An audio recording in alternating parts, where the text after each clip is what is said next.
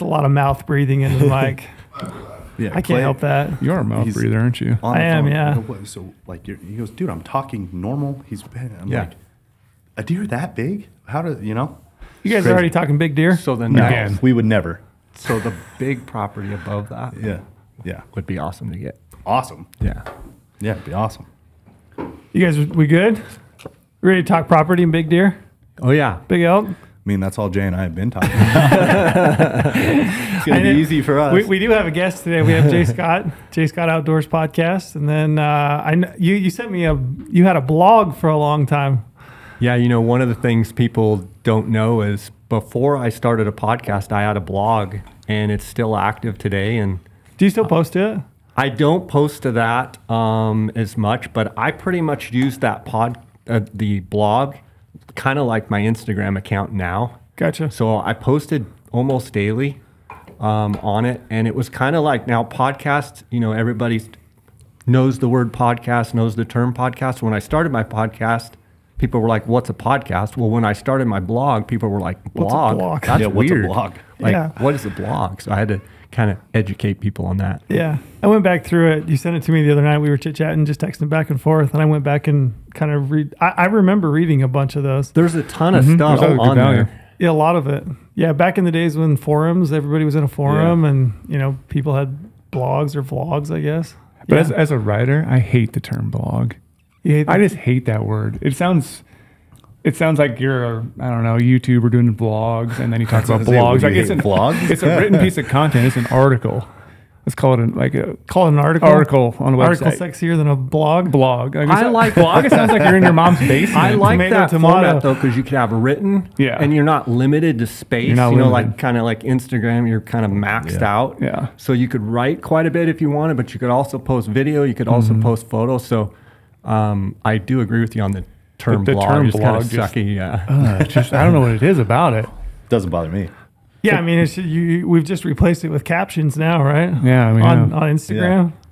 I feel like a blog is just a running. I think we should bring back the blog. It's like a running stream. It just is a winding stream. There's really not like a direction of where it's supposed to go or where it needs to go, where a pointed piece of content is supposed what it's Like, supposed to do. It kind of like reminds me of like a random person just like blog is doing just- an online diary. Yeah, I In a kind way. of like Yeah, it sounds- that that's great. aspect. Whatever you kind like of felt I like that it too. day, and it wasn't like totally planned, and it was a little more like just whatever was on your Yeah. mind.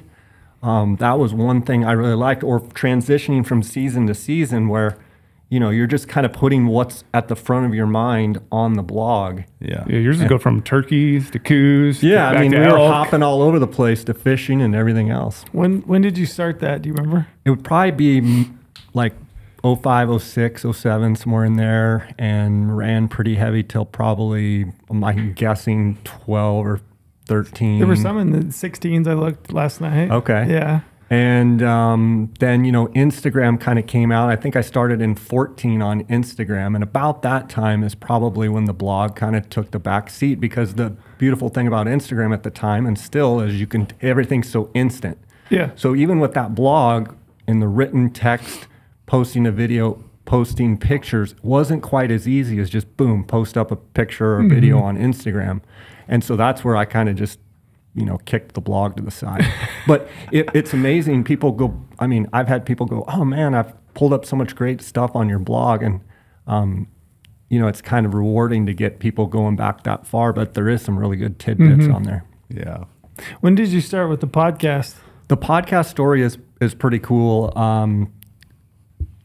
January Coues deer season in 2015, the meat eater guys, Steve Ranella and Giannis, had hunted with us, and they've hunted with us, I think, since then.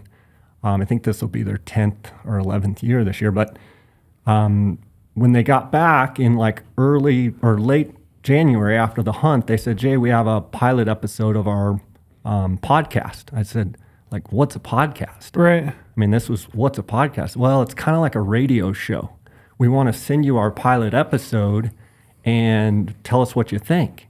Well, I listened to it. I'm like, this is pretty cool. I like this. And then Giannis, Steve, they were like, you should do a podcast. I'm like, no, this is your idea. I don't. And they're like, Jay, no, this is the podcast is going to be big. And I'm like, I don't even know what a podcast is. Long story short, I said, you think? And he said, yeah, you should start a Western hunting and fishing podcast.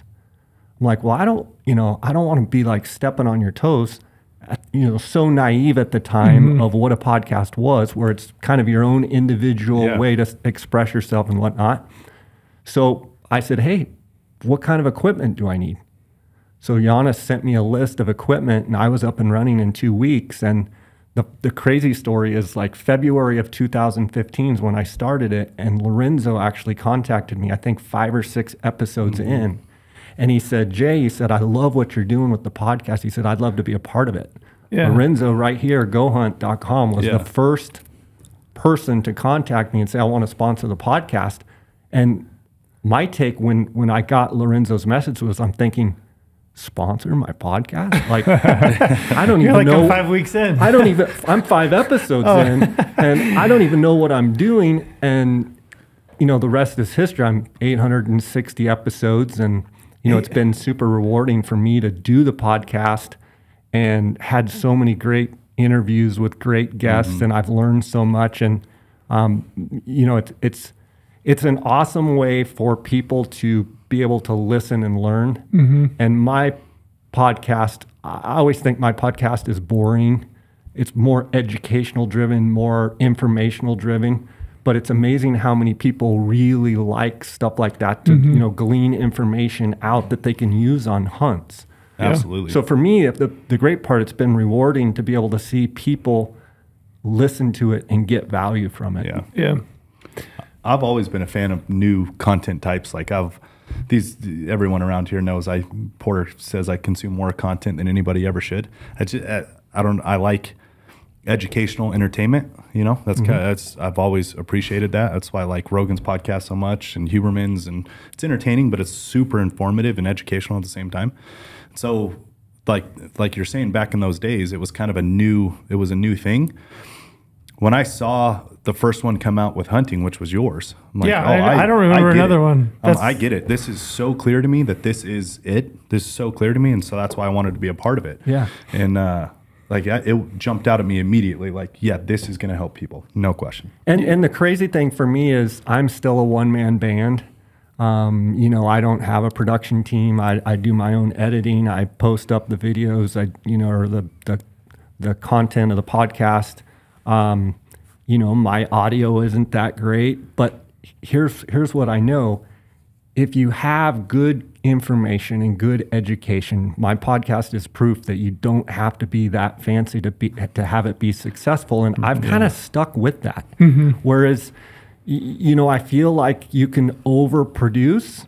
Now, granted, if I did have a production team, maybe I could do way better. But I feel like my audience just kind of accepts me and accepts kind of how I do it and how I roll. And that's a nice part, because you can kind of do it how you want, and you'll have some people that'll not listen and have some people that love it. So yeah. One thing though, I'm gonna have to say it because Lorenzo said he loves content. What was the one thing I brought up with Lorenzo in 2013, 2014 when I interviewed for GOHUNT? I said, hey, there's these things called podcasts. They're going to be big in hunting. 2013, 2014, I said, if I come on a GOHUNT needs to have a podcast. In 2013, 2014, I mentioned that. Fake news. I still have my resume. I can pull up my cover letter. And he said, what's a podcast? It's entirely right. But again, no one really knew. Yeah, being naive back then, I saw it as an individual's way of expressing it. I didn't understand that a brand could do it yet. I didn't know that. Like, I'd never wrapped my head around that. I was really struggling with the thought of it. Well, how does a brand do that, though? Absolutely. And yeah, you were right. I just wanted to throw it out there. I am good at it's just a funny little tidbit I always just remember from way back in the day. You were entirely right, and I wish so badly we did. Yeah. I really do. That was a huge mistake. The thing I love about podcasts is we all could have our individual podcast and we could talk about the same thing, but we all have a little bit different taste and feel, and it's a little bit different, brings different perspective. And I think in this day and age, in hunting and fishing and all the outdoor stuff we do, it's great to kind of have different perspectives. Yeah. Where I was naive with the meat eater guys, I was like, well, I don't want to step on your toes. And they're like, they they didn't say it, but they're going to be like, Jay, there's going to be hundreds, if not thousands of hunting and fishing podcasts. You don't understand what this really is. Yeah. I had come from the world of blogging and thinking, well, I don't want to steal your idea, you know? Yeah. But now with all of the hunting and fishing podcasts, it's fantastic because you can basically plug it in, learn about anything out there. Yeah. And you can get great entertainment too. Some podcasts are all about entertainment and they're not even about education and information. Yeah, usually the first 20 minutes of ours is mostly that. Just we get some flack for it. Yeah, it's mostly the three of us just sitting around shooting the bull. Lorenzo dropping F-bombs. Yes. But a lot of times it's like we don't really sit around and talk. So I guess it's the only time we actually can sit and have a conversation. And so we talk about things that we're really interested in. Trail is in Cedar. We're down here. Brady's always locked in his cave doing work of all hours of the day. So we rarely get time to actually catch up. Yeah. So we use the first 20, 30 minutes of this to usually just like kind of do our own personal catch up. And I like then these live. I do some live interviews, but a lot of them are, this is like in-person live. I also like doing phone interviews. The audio quality isn't as good, but you can, it's hard to do these from scheduling standpoint. Yeah. But it's nice when you're able to really get, look in each other's eyes and get that personal connection. That's where, when I've done in-person interviews, I've done some really good ones. Yeah. Just speaking of quick banter stuff, did you read the comments we got about your truck horn? Yes. People love them, and you should own it. I really do appreciate people saying it because it does a little validation that I shouldn't. Did you hear this? Do you know what he's talking about? Give him the Cliff Notes. Cliff Notes is I have a train horn on my truck. I drop my kid off train horn. like It's like a real air compressed train horn. It sounds like a real train. And I drop my kid off. My kid always climbs out the driver's side door. He wants to be cool. All about a boy trying to look cool. So he wants to come out the same door as dad. He hit the switch that turns on my air horn, but it only fires when the truck's turned, like when the battery's on, because it runs off that air compressor. So I come bumbling out of school, I have the drop-off line, and I go to fire my truck up and absolutely blow away a mother and a 4-year-old.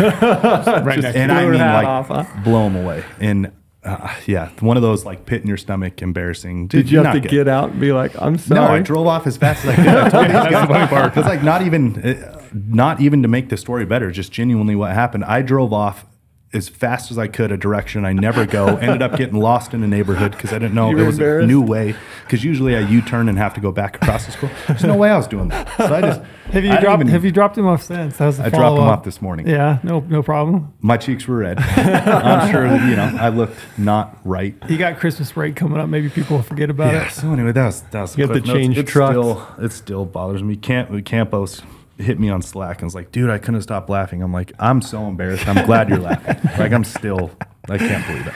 Yeah. Pit in the stomach. One of those things. So you're 800 episodes deep. Is that what you said? 865, I think. Yeah, I think it. I kind of stopped counting as far as at one point in time, I saw 70 million downloads over the course of its history. Wow. And it's hard to say if those are downloads or impressions. I haven't checked in a long time, but it's been a real blessing to do. And I judge the success of the podcast based off of direct messages and emails that I get. I don't read reviews. I don't read any of that. I don't really care about that. What I care about is people emailing saying, I shot this buck because of you. You helped me. Your guest helped me. You asked great questions. I was able to learn how to do X, Y, or Z. For me, that's the reward of doing what I do, is helping people be successful. Bill Winke, who's big in the whitetail world, is a good friend of mine. And back in 2010, he had MidwestWhitetail.com. At the time, it was just a powerhouse. And we were fishing one day in Colorado, and he said, Jay, he said, the entertainers will come and go, but the educators and the informers are here to stay. And so that always kind of resonated with me and stayed with me, that, if I can do my best to help people be better at what they do, they'll be better, I'll be better. And that's kind of the gist of, or the why of why I do what I do. One thing, we're 100 episodes. We'll be 100 episodes in here pretty quick. And I've got this is over. this is Yeah, over this will be 100. over 100. We're This over is 100. episode Sorry. 100. I'm trying to. Come on, I should Trail. know this. Come on, Trail. I kind of have a hand in it, but yeah, we'll be over 100. But it's interesting to go back. I was curious as to like, do you feel like you've gotten better at it over time, and if so, like how so? Because I go back to listen to some of our stuff, and I think I've gotten a little bit better. It's gotten easier, I would say. I think you get more comfortable. I think as you do it and as you talk about it, you get more comfortable. I don't know that I'm better, so to speak. I think I do a good job of diving into a deep topic and really trying to pick someone's brain about what they're thinking, how they're thinking, why they're going after the buck in that way or the ram in that way, or, you know, strategy and tactics. And I like kind of diving deep and, you know, trying to really get in there and pick those nuggets out. I don't know that I'm better, but I'm much more comfortable when I'm guests on people's podcasts, which happens like this. Yeah. I'm more comfortable just talking. Yeah. Yeah. Yeah, I think it's probably been, I've been on your podcast a few times, Yeah. but I remember the first time, I remember it very vividly, actually. I remember I was sitting, I went upstairs. So we have like a loft up on my garage. And I remember being asked to be on the podcast. And I thought, this is a big deal. I'm on Jay Scott's podcast, you know? I Yeah. remember, and it was probably one of the first ones I'd ever done, you know? And I remember thinking, man, I wonder what he would want to talk to me about, you know? And I think we were talking elk in Utah or something like that, which is, I have a fair amount of experience with that. But I remember being nervous. And I remember I went upstairs in my loft. I remember sitting there in the corner. I had my, you know, my AirPods in, and I remember sitting there and first getting on. And I remember like uncomfortably, you know, being kind of nervous. So you're right. It has gotten easier, but I definitely, I relate to that for sure. I think when we're talking about stuff that we love, it becomes easier. I think initially you're kind of like, well, what are we going to, how's it going to go? How's the flow going to be? And that kind of makes you uneasy. And I think that's human nature. But the more that we can just discuss stuff that we love, it's pretty easy. Yeah. I think most of us too. I mean, a lot of us, at least I think anyway, I think a lot of us are cut from the same cloth. And when we feel the most comfortable, it's like being outdoors. That's why we like hunting. We like being disconnected from, from this type of thing, you know? And so talking isn't necessarily maybe a lot of our strong points. So I think just generally hunters and a lot of us are kind of introverted. So it's a little bit of a stretch sometimes to jump on a podcast. Or, the other thing I do too is I'll just call you up or call Brady up and try and talk, not in a podcast sense, just more like talking to your buddy, like how's it going? How was the hunt? Try and kind of get that feel. So you get stories and you get kind of, you don't have that uneasy, like what's he going to ask me next? It's just kind of chatting. One thing I always do, because I have the drive from Cedar to Vegas when I come down. So usually if I've got what, 2.5 hours, I'll call somebody up, and I've got a few of them that are a bit long-winded and they like to chit chat.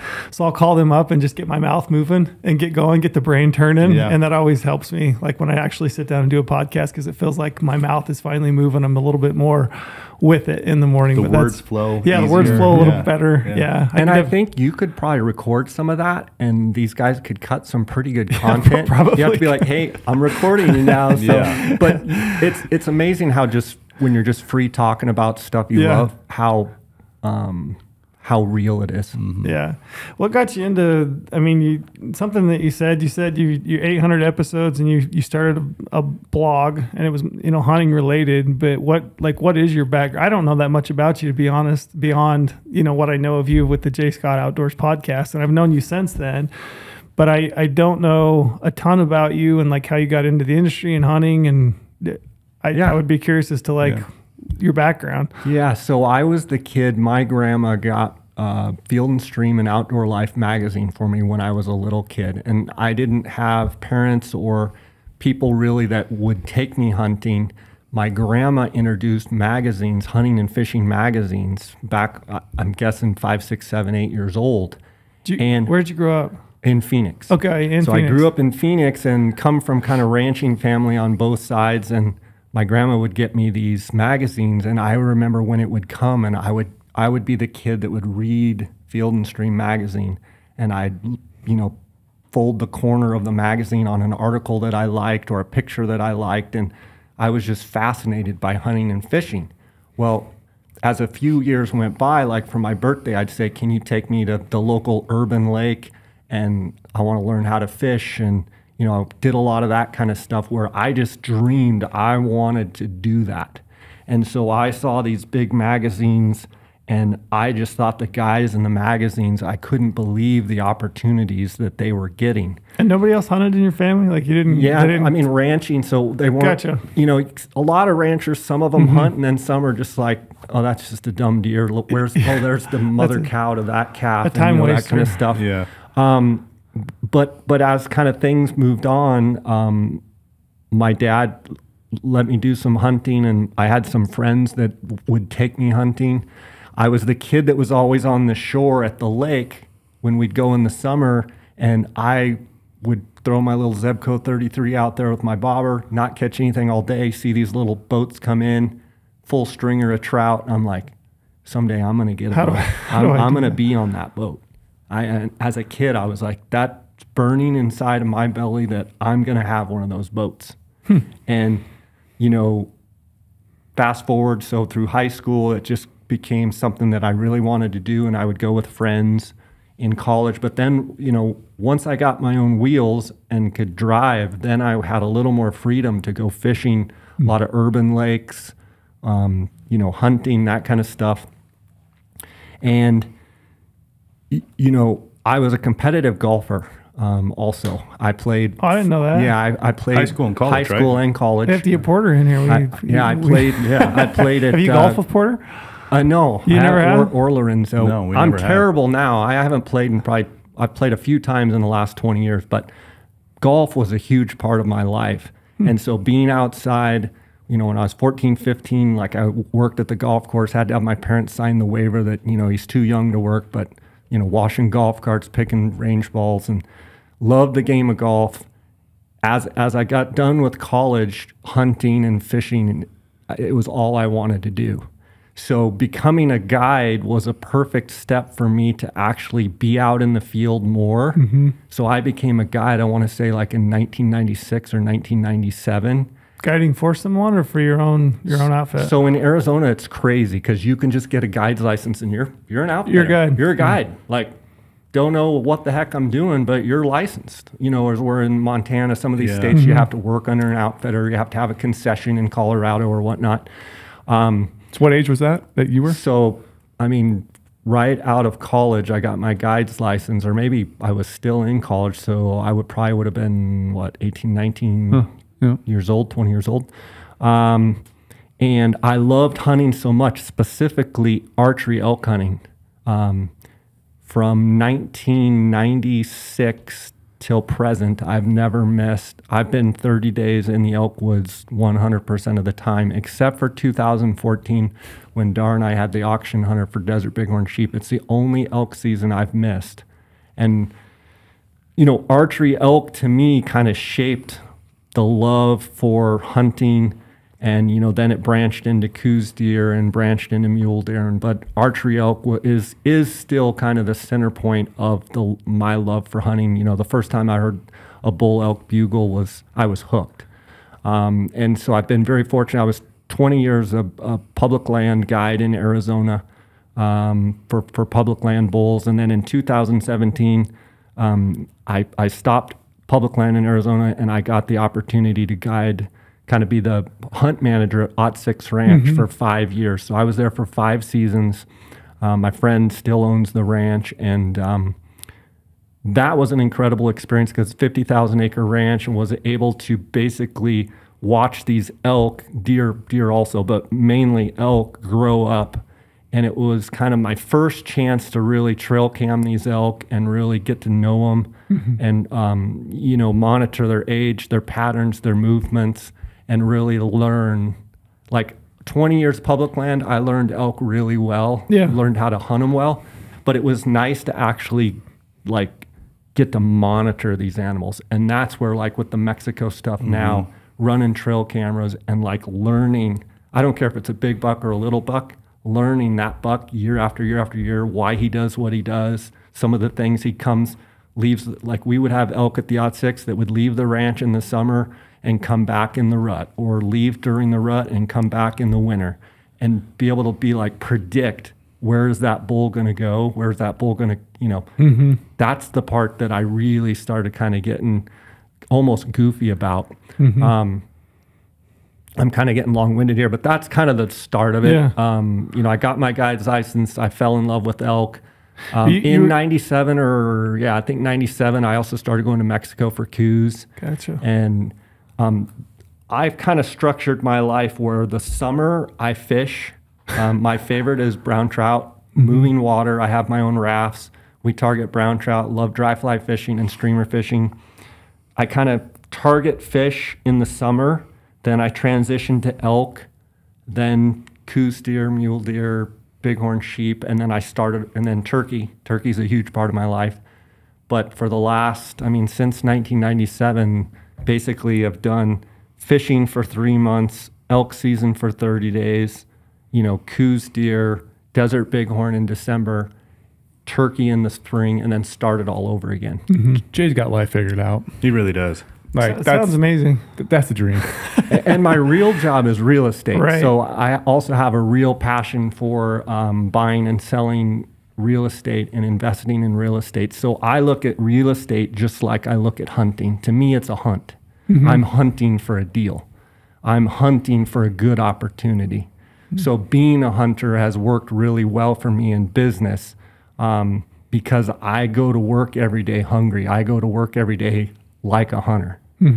And I think a lot of people that are successful in business kind of have that mindset of they're looking for that deal of the day and how to build a business and how to The challenge of it. Yeah. My mind is constantly running. It's hard to turn it off. I'm always thinking of hunting or fishing or real estate.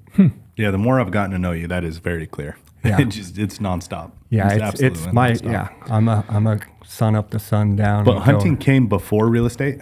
That's one thing So yeah, I got my real estate license also in a lot of stuff happened in 1997. I graduated from ASU. I played 3 years of competitive golf at Grand Canyon University there in Phoenix, and then I had 18 hours to finish. The antelopes. Yeah, antelopes. And when I went there, I went there, the antelopes, it was a tiny school. Now it's a gigantic school, and they have an awesome stadiums and stuff. But I got my real estate license in 97, got guides license in 97, and so I was just chasing real estate hard and trying to hunt as much as possible and guide as much as possible.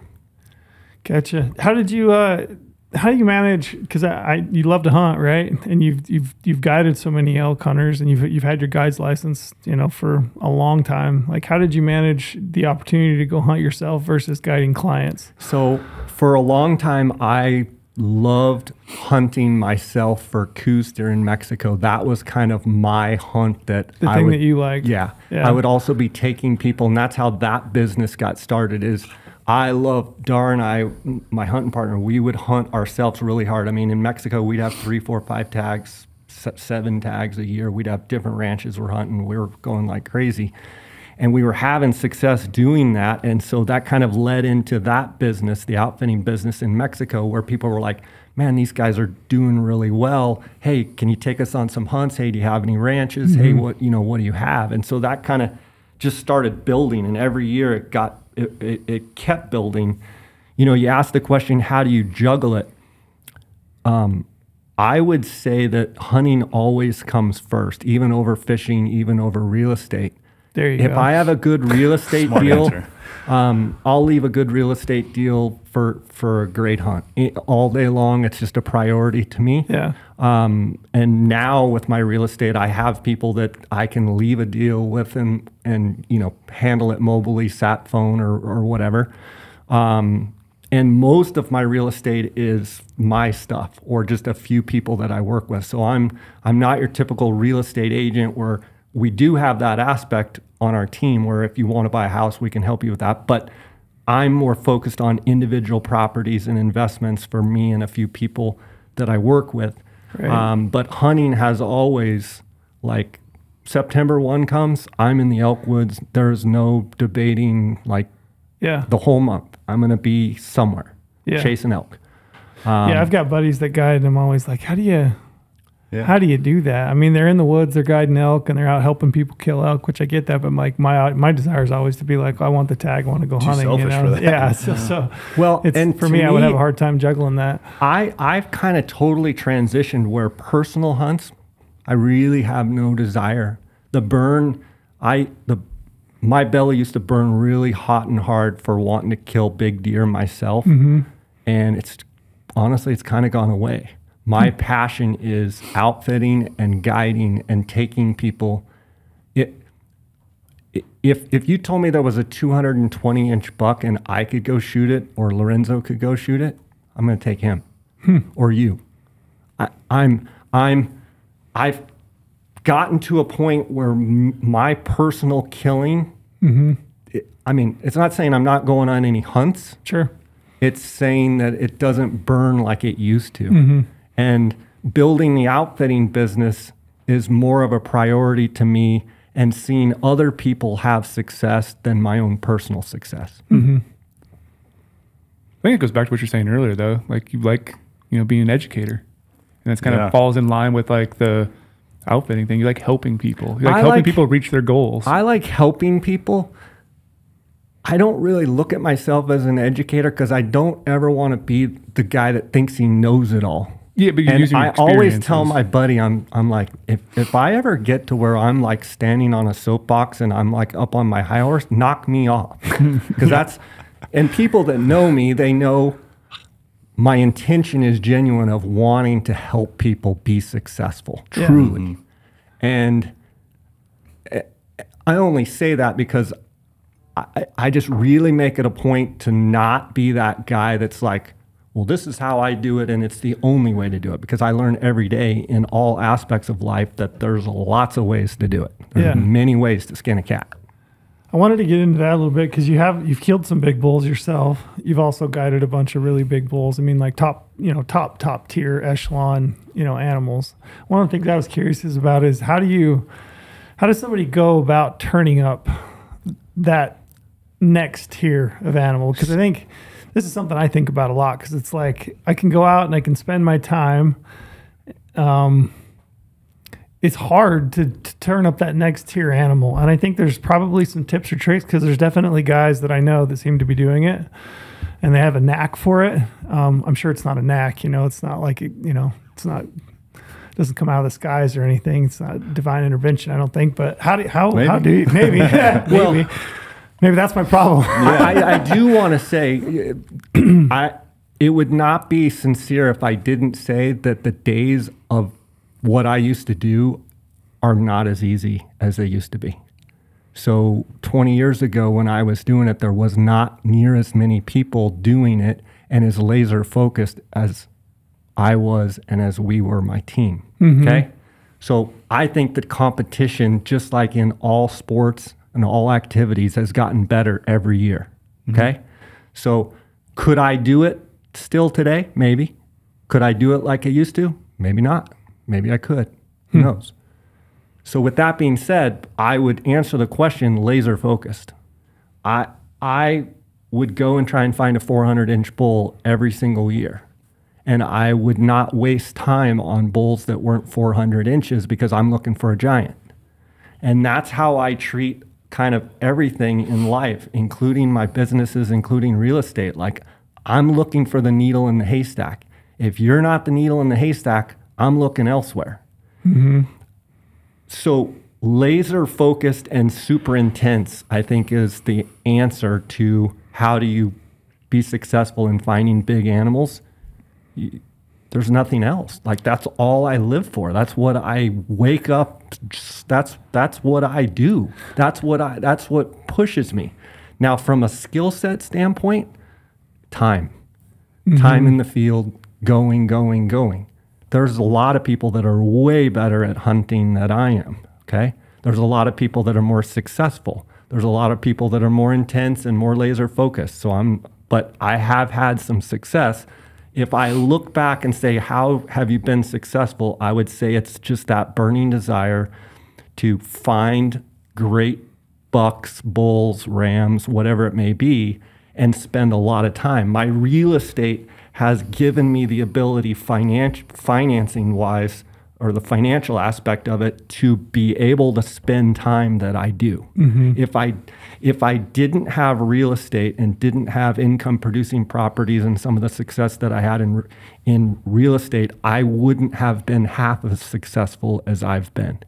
If you look back on some of the bulls that you've killed or you've guided, are there commonalities between the type of vegetation, the type of topography? So much for getting the mouth moving. Yeah, on the phone call today. yeah. I didn't make my call today.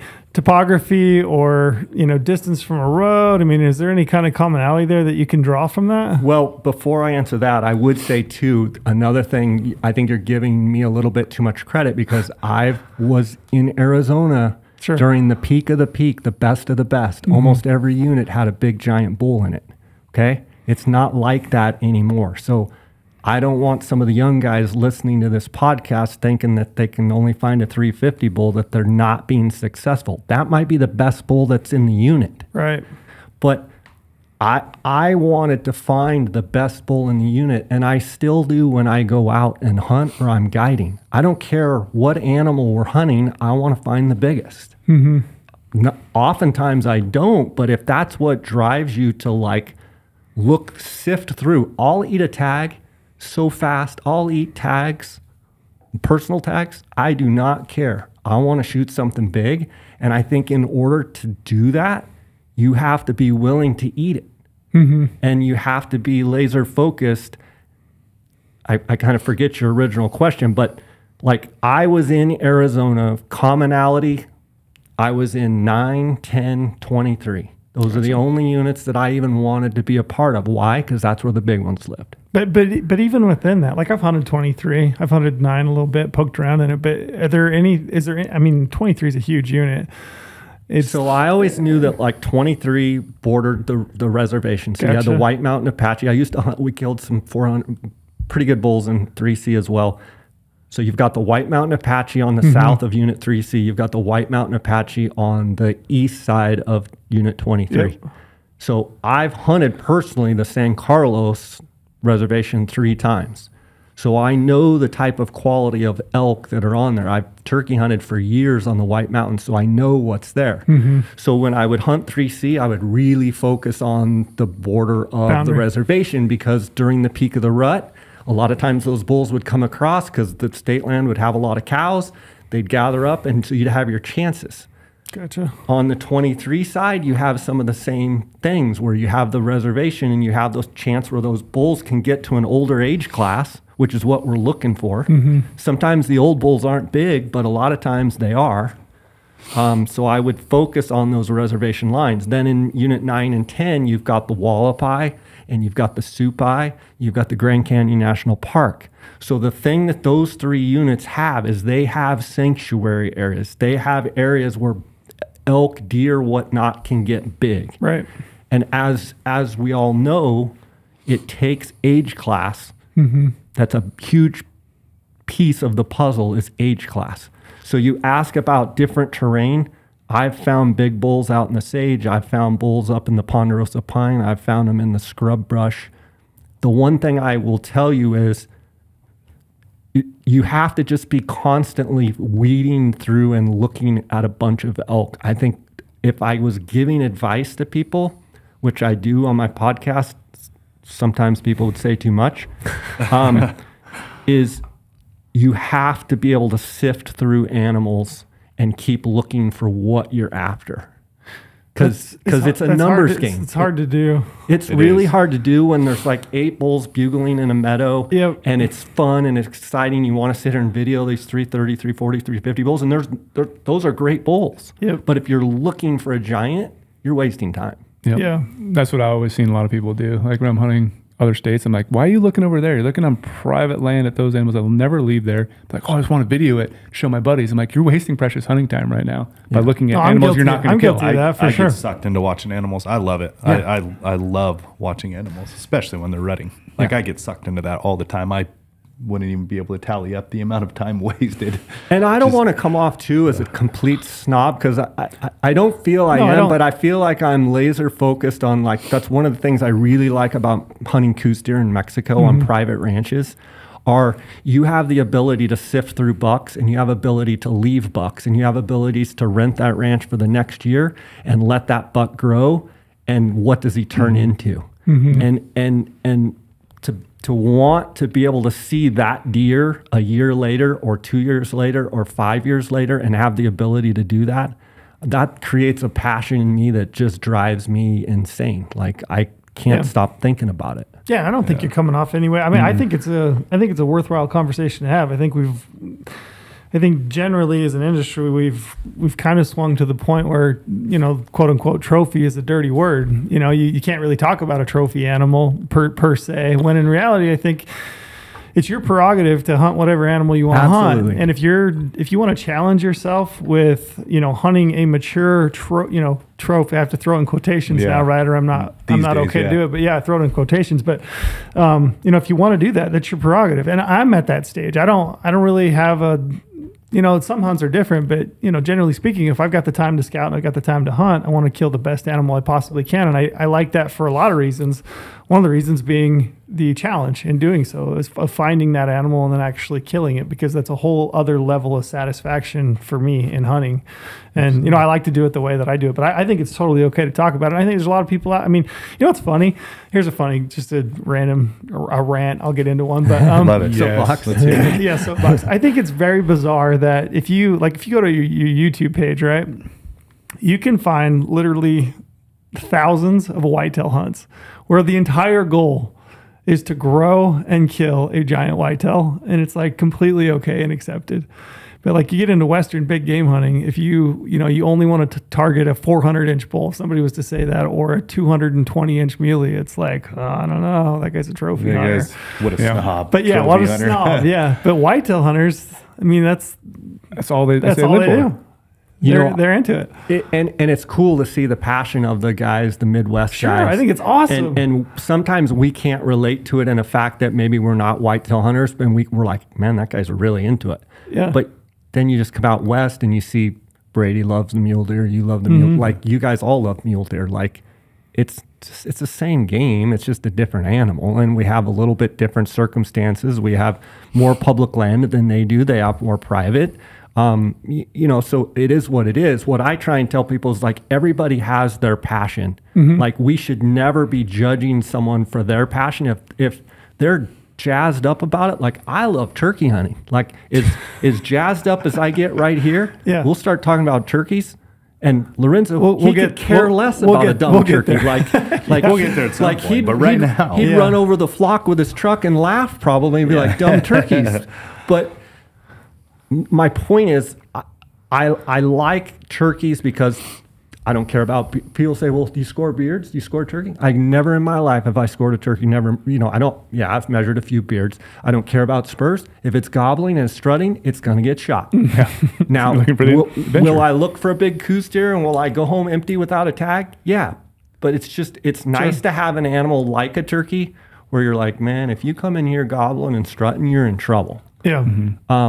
But, you know, chasing those big older age class animals to me is what I'm passionate about. Yeah, and I think it's awesome. And I think most people would be lying to themselves if they didn't go out on opening day and hope for the opportunity of an animal of that caliber. Yeah. So I think it should be okay that you talk about things like, that's why I was curious on asking you, because I know that you've guided, you've killed some gigantic animals yourself. That's why it's interesting to me in exploring that from somebody that's done it is, you know, how do you find that caliber of animals? So that's why I was curious and asking. I think it's completely okay that people talk about it. I think you've got to be in those states. You got to be in those units where those animals live first and foremost. I think people that have shot a bunch of stuff, and if they want to kill something bigger, they've got to go where they're at. Now, as we all know, and one of the things that GOHUNT morphing over time, what GOHUNT has morphed into is an unbelievable education platform that is helping people figure out these things. There's a whole group of people that are saying it's too much education, it's too much information. Bull. You want everybody that goes out to be as educated and informed. And who am I to say I love the tug on the end of my line, you know, my rod bending, And I don't want this guy to be able to have that same thing. I've had my day in the sun, you know. Yep. All I want to do is help people get to see things that I've seen and experience. And GOHUNT over time has morphed into this unbelievable platform. And I don't mean to turn this into a commercial, but educating people on units, specific areas, specific elevation bands. I mean, to even think when you started this, that now you have a mapping system that you're searching elevation bands. That's pretty crazy. I mean, I remember when you started. Yeah. I know in your mind you had the vision, but to see like where you guys have come is pretty amazing. Yeah. Whenever I look back on it, it is pretty wild. Like where it was and where it is now, it's wild. If I would have had that information 25 years ago, I would have been even more dangerous. Right. Holy smokes. Yeah. Yeah. Like what you're saying though, right there does make sense. Like I'll throw my brother on our bus because he's my brother. Like we always go on our family You deer should hunt. probably throw his name in Yeah, you there. have If you're two going to fully brothers, so throw which him brother under is the it? bus. Yeah, There we Bryce. go, Yeah.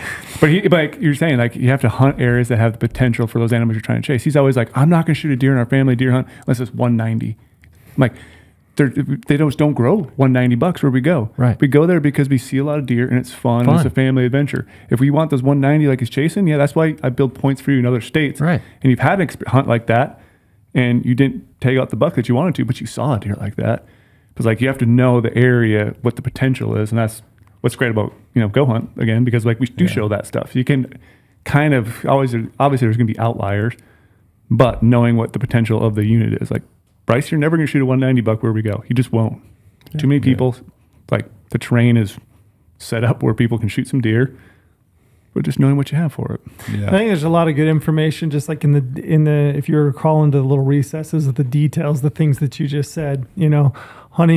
Hunting areas, picking apart a landscape for areas that hold refuge, that an animal can get into, Sanctuary. can get some sanctuary. Yeah, they can get some age to them, because I do think, I mean, genetics is a huge part, feed's a huge part, but a lot of it's age, age class, and You kind of need all three. you got to have all three. And if one's missing, Yep. you might get one or two good animals, but if, you need all three. Yeah, you need all three. So you got to look for those types of areas, which I think is a great tip. The other one that you brought up is time. And then also just the ability to set a benchmark for yourself, set a goal, and move on. If you don't find what you're looking for, keep going, keep looking. And I think I'm guilty of this. I will go out, I will have in my mind, I want to try to find, the best buck I can possibly find. I'll scout, whatever days that I've got to scout. Maybe I haven't found the buck that like really meets my expectations, but I fall in love with the idea of the best animal that I found, even if he's maybe only 170, 180 inches, which I'm happy with. But in the back of my mind, I'm always thinking, I'm kind of giving up on the possibilities of anything else, because I'm now focused in on this one thing. So I think like you do have to be very, realistic and set goals and stick to them and have the drive to do so and be willing to eat a tag, like you said. Well, and two, let's be real, of like back when I was not married, back when I didn't have responsibilities with all the different businesses that I have, I could literally light my hair on fire for 30 days, 60 days, and no one would hear from me. And what's Jay doing? Oh, he's looking for a big bull. It's harder for me to do that now because I don't have the time. So for me to come off and say, oh, you just need time. Well, people are probably listening like, I only got a week, dude. Yeah. Well, great. Do the best you can with that week. And that's fantastic. Not everybody can take off that amount of time, and just do the best you can do with what you have. That's important. And don't waste any. Laser focused with what you have. We all have different responsibilities. We all have different goals and objectives. Yeah. I mean, it basically just comes down to do what you can with what you have. Yeah. I was curious, you said Archery Elk was kind of the big, you did that. That was your ticket into hunting, and you love that. I was curious, and you've guided so many different hunters. Like, what are some of the most common mistakes you saw with archery elk hunting? I think archery elk hunting specifically, and specifically talking about Arizona, because they bugle so well and the calling interaction and that part of it, it's real easy for people to really get into. And I love calling elk. I love calling elk. But the reality is, if you're trying to kill a big bull, probably some of the best thing you can do is not call. Basically try and ease in with your binos, see if it's a big bull that you want. If it's not, turn around and go chase other bulls. Where I love to call to those bulls and have them come in and be like, oh, we passed a 330 bull at 15 yards. If you're talking about mistakes, if you're trying to kill a big one, not calling and messing with those bulls because you're just wasting an hour, right? Mistakes, people moving. People moving, bobbing their head, trying to watch. When those bulls are coming in, they will literally walk right by you. I mean, they'll walk from here, me to Brady or to trail, if you just kind of tip your hat down and you don't move. So many people, I would have to be like, listen, this bull's probably going to come in. The wind's blowing this way. He's probably going to circle the wind. You got to be ready where he's going to come in from, and you got to be still. You can stand, and the other thing is they tuck behind a tree. You can stand right out in front of a tree, but you got to stay still. You want to keep your hat kind of down. You don't want to like shine your face at them. You want to let them come by. You don't move. Let them walk by. So many people, I think they make the mistake of either getting tucked behind something because they think they have to hide, or when they're out in the open, the bull's coming in at 40, 50, 60 yards, or the cows are in the lead and the bull's behind them, and they're moving around. Yeah. I think one of the things that I've done, I'm guilty of this, is like you'll be calling a bull. I hunt alone a lot. I'll be calling a bull and I'll see a flash of the bull, and my initial instinct is to hit my knees. Just like, oh, I'm going to hit my knees. I'm going to reduce my profile. I'm just going to hit my knees. And then I'm pinned down. I can't move. Like I can't move readily to my left or to my right. If that bull circles. That's like one little tip that I picked up. But that's when you said that, that's what it reminded me of. I was like, oh, I'm guilty of that. Stay on your feet so you can move when you need to. Kind of learn when you need to move and when you need to be still. I think that's all of us that archery hunt and have. I've blown some, I always say I've never met an elk I can't spook. Like I can spook them as good as anybody out there. But I've learned there's things that you really need to do. And one of them is when they are looking for that sound, if you are calling, you got to be really still. Yeah, that's a good one. Have you had any real meltdowns? Like any clients that have like really melted down? I mean, like where they're throwing their bows and that kind of stuff. Yeah, I mean, I've wanted to throw it with them sometimes too, where we've worked so hard to get in the right spot, and a lot of times it just happens. And then it's funny to see, and I could probably be accused of that as intense as I am. Never like, oh, you screwed this up. More like, man, we almost had them. Like, a fun thing is like in Arizona, we have a ton of manzanita. Tons of manzanita. You'll be like walking, either chasing bulls, or let's say, you've chased them all morning and now you're like, geez, we're 6 miles in, and you have to walk back through manzanita. And I remember this one time I was guiding a father-son, and the son had the tag, the father was with him, and we're walking back, and I mean, we have got ourselves neck deep in this manzanita. Like how we got there, I don't know, but it's one of those where you kind of keep plowing forward. You're like, well, we're going to get through it. I mean, we're in this where like you can't even touch the ground, and you're like just wading through this sea of crap. And I look back and I go, just think, you're paying for this. And they just started laughing. We all just laid down in the manzanita. We're like, that, just the timing of, the struggle of the hunt. Here we are stuck in the manzanita and make a joke, and we all could laugh about it. That was kind of fun. Yeah, for sure. I've hunted some of those late archery hunts for elk in Arizona. And I think the first time you called me, you said, I have a late archery hunt. And I said, why? Turn it back. Why? Can you turn it back? I think I said that. That's right. You did. Yeah. I do remember that. Did you turn it back? No. No, I killed a bull. Yeah, you killed a good one. I killed a nice bull. Yeah, I killed a good bull that year. But I do remember. He sent me a picture. I remember. I'm like, well, he killed a good bull. Yeah, this is true. I do remember this now that you said that. So I've gotten into some manzanita patches there where you're looking on your app on your phone and you're like, I've gone 300 yards. I have another 300 to go, and I've been in here for an hour and 45 minutes. Yeah, and you can't even see which you're just lost in there. Yeah, it's bad. That shit is nasty. Yeah, it is rough. You look like Brady always, this is, I'm just going to preface this. Brady always accuses me of like dominating the conversation, and then he doesn't get a chance to get his questions in. So He goes from one to another, and I'm like, about ready to say something. he's ready and to he say just, something. jumps So in.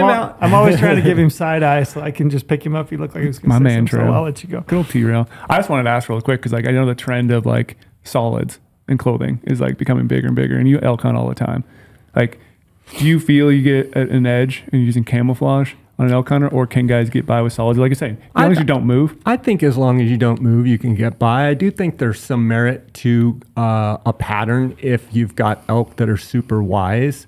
If you're using a solid camo that is shiny, that might throw me off.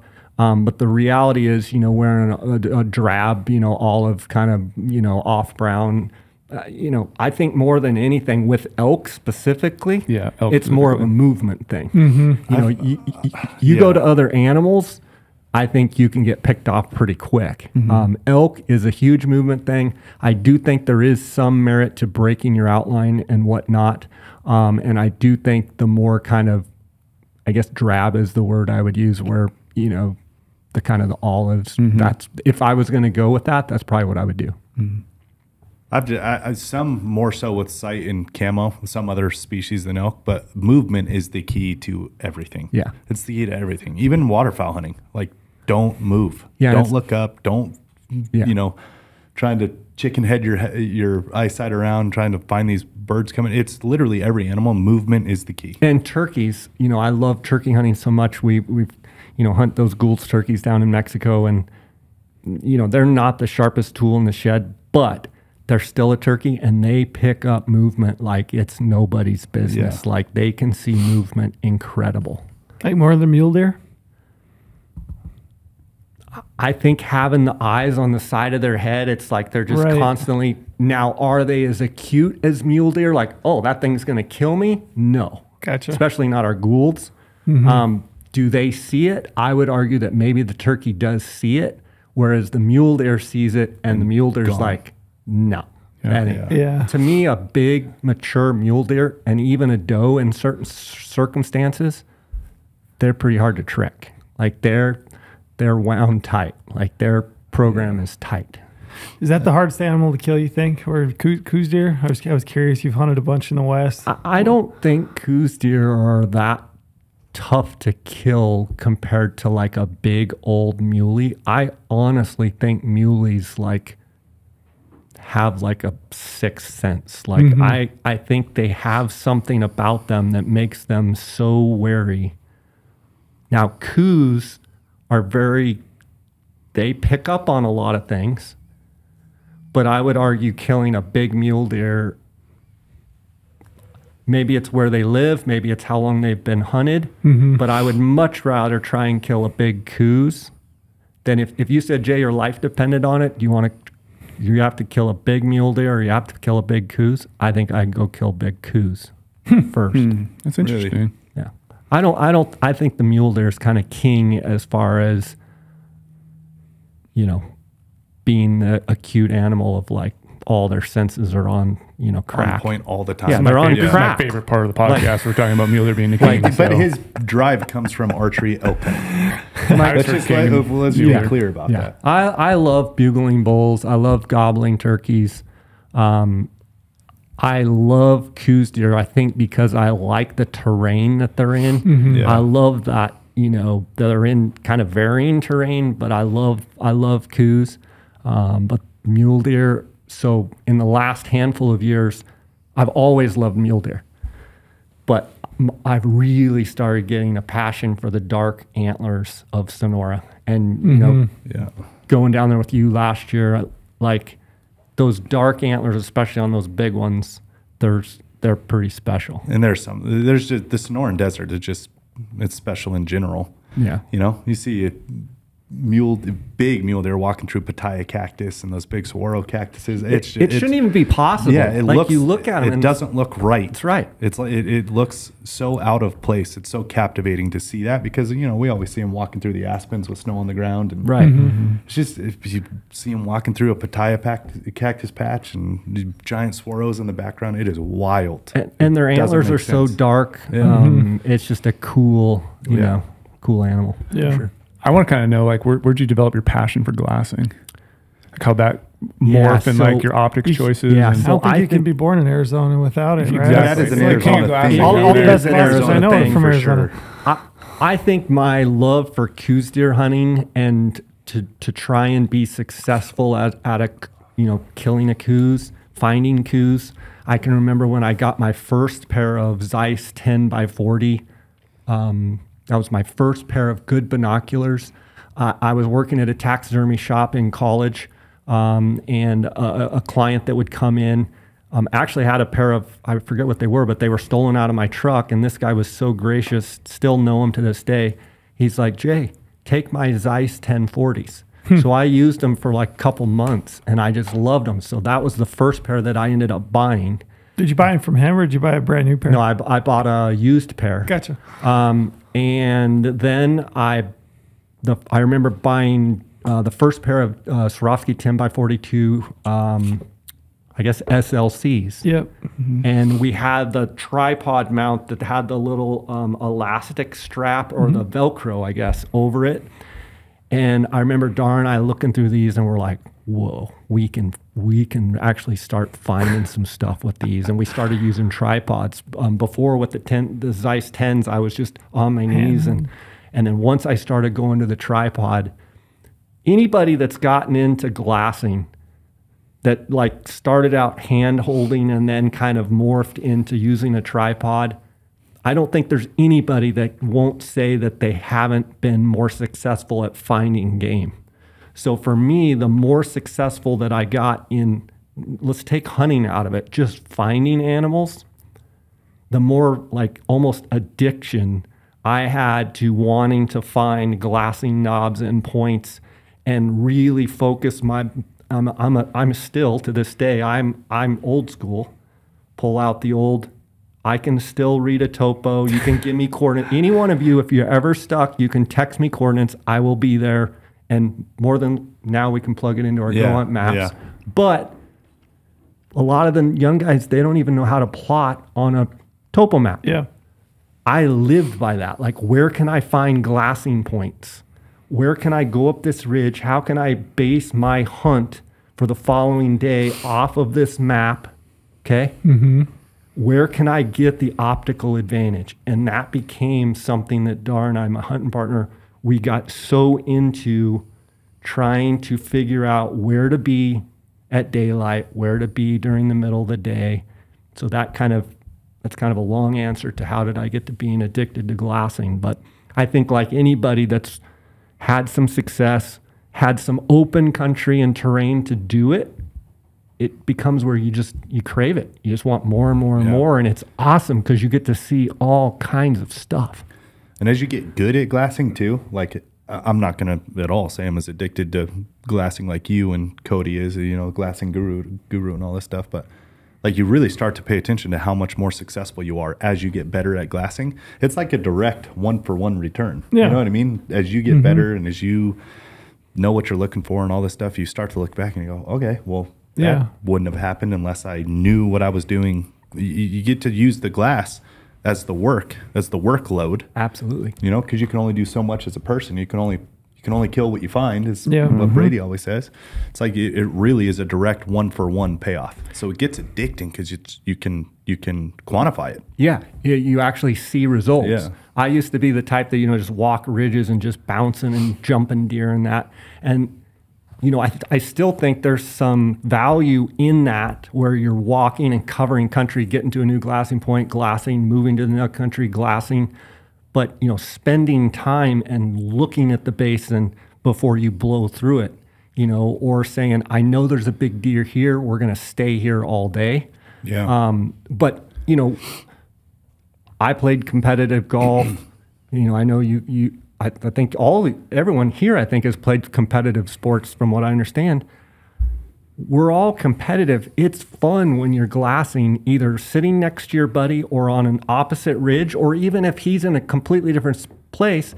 And it's like, it's not competition, it's fun, but it's like, hey, how many deer did you see? Well, as we started getting better at glassing, it was kind of fun to be like, we glassed up 37 deer this morning. That's pretty cool. We glassed up 72 deer. How many did you glass up? It's never been like, well, I saw this or I saw that, but it's more been like pushing us. Yeah. Trying to get better and better and better. I think everybody's had the experience where you climb up onto a knoll. And $20 to the first, $20 to the either first that, buck spotted. either that or you and your buddy are sitting there together and you sit down and independently, without saying anything to the other person, both of you are trying to find the person. I got deer. And I got both, deer. Yeah, both of you. Yeah, I got deer. Yeah. And if your buddy's got deer, you're like, shit. Yep. I mean, he got me today. Tell me who hasn't had the experience. You pull up, the day before the hunt and it's, hey, $20 to the first buck. Yeah, everybody does It's that. like, hey, who hasn't had that I know. experience? I will say, you mentioned the glassing guru, Cody Nelson. If you guys haven't had a chance to actually get out in the field and glass with him, he is absolutely phenomenal. He literally is the glassing guru. Yeah. I mean, I believe I coined that term for him because I was like, you're the guru. Like, you are the glassing guru. And he's phenomenal at it. And, we've had so much fun over the years. I don't know if you guys know, I was in Cody's wedding. Yeah. Oh, yeah. And known him a long time. And he's an amazing person. But he's a fantastic glasser. You did coin that name for him. Yeah. And it is stuff because all of us are like, dude, we how all do use you it. know all this shit? Yeah. And I mean, I will tell you, that guy can glass. I mean, he can sit and pound some country. So awesome. before my muzzleloader elk hunt, I went down to Arizona and spent some time hanging out with Cody. We just went out and glassing, doing some videos. Like he used to talk about, when he's sitting on his optics, he's dialed. Oh, buddy. Like we were looking at crazy distances and he's still picking up Coues. Yeah. Like middle of the day Coues. I'm not talking about early morning Coues are walking around. These are bedded Coues. Yeah. And they're tiny and he's still be able to pick them out because he just knows what he's looking for. Yeah. He has the right optic for the right. He has a real sharp eye. He can pick and them up. He has a really good ability to stay really focused and kind of like, I talk about laser focused. Like sometimes I think glassers, you get those people that are just like OCD, like you think they would not be good, but they're almost like they are focused in their binos. I could use a little bit of that. I've been known to just like quick once Give a over. quick Nope, scan, nothing there. Yeah. What is your process for glassing? Do you have any tips or tricks for glassing? Yeah, for sure. I'm a real proponent of getting as low to the ground as you possibly can, staying as still as you possibly can.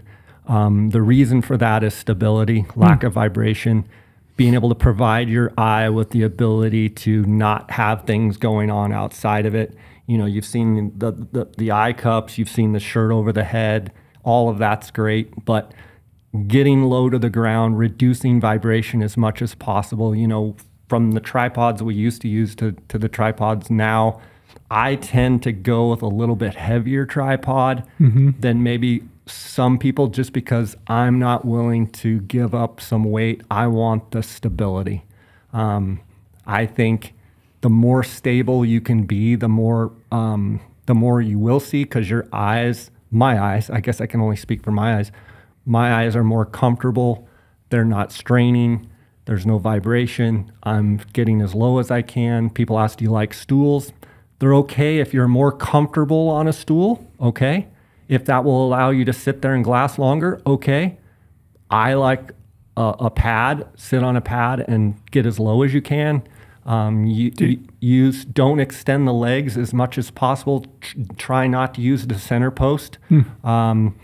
Not that you can't use the center post, and there's times when maybe you can just pop it up and you need to get a little bit of elevation, but I would use the legs when you can. Use the center post as a last option. Some of the best glassers I've been around sit. Some of the best glassers I've been around, they don't like to sit with other people. They like to sit off by themselves, and they like to focus. Very rarely, we talk about that competitive sitting with your buddy. Very rarely do I glass with someone. Most of the time, like when Dar and I go hunt, he goes there, I go there. We don't want to be next to each other because we figure we can cover twice as much ground splitting up. Okay. Yeah. And I feel like when you're glassing with a group of 8 people, you're not really focusing. And I think to be a great glasser, the best ones I've been around have a great ability to sit and focus for hours at a time. Yeah, I think that's the key. I've talked a lot about that when I'm talking with Cody, but I described it as like It's the mental side of glassing. Absolutely. It literally is. Like if you're sitting there having a conversation, if you're having a conversation back and forth, I'm not focusing on the task at hand. I'm literally not. You might think you're glassing, but you're not glassing as effectively. You're just kind of scanning. If you're thinking about what I'm going to eat that night at camp or what's family doing back at home, your job is to find an animal. That's right. You need to be laser focused, like you said earlier. The mental side of glassing. That's why I like to glass away from people as well. Like zoning in at the task. Yeah. And glass like your life depends on it. I say that to people all the time. I also say, like, when you find an animal that you want to hunt, I go about it, I want to act like that animal can shoot back at me. And if you think about it like that, a lot of the things that you do will be different. Yeah, a lot more deliberate. I mean, hope they don't shoot back at us. But if you go at it like that, and I've never been in the military, my hat's off to the guys that are. I think I probably would have been a pretty good guy in the military. I probably have that mind of like, they're going to be shooting at me. What do I need to do? That's kind of not glassing. That's more of a tactic of like, you know, I'm always thinking, if that thing could shoot at me, what would I do different? Oh, I'd probably be down on this side of the ridge. I probably wouldn't get up. I probably wouldn't clank the tripod leg, like a lot of things. That's a good tip. That is a good tip. That's a really good tip. It just shows me how bad I am at this, actually listening to you and talk about it. It's I'm funny always next to somebody. when we do these podcasts, it's funny how many different scenarios I'm playing through in my head as you're talking, and I'm thinking, oh yeah, I can think of this one overlook where I'm wildly uncomfortable, and I sit there for hours and hours, kind of, you know, one butt cheek on a rock and kind of cockeyed, trying to make, you know, the best of the setup that I've got. And I think if I'd have just taken 10 minutes to like set up a little bit better, you know, if I've got to build a little platform for me to sit down on, put a flat rock and just sit down and be comfortable, I'd be way more effective. Well, you're ahead of me. I'm next to people. I'm He's talking. already one ridge over. I'm standing. I'm, you know. Yeah, I'm just thinking of scenarios. But everybody has their own style, like a lot of things.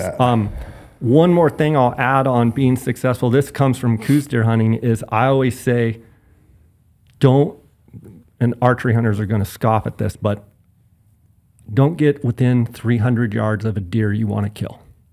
If you find a deer that you want to kill, do not get inside of 300 yards of him. Stay outside.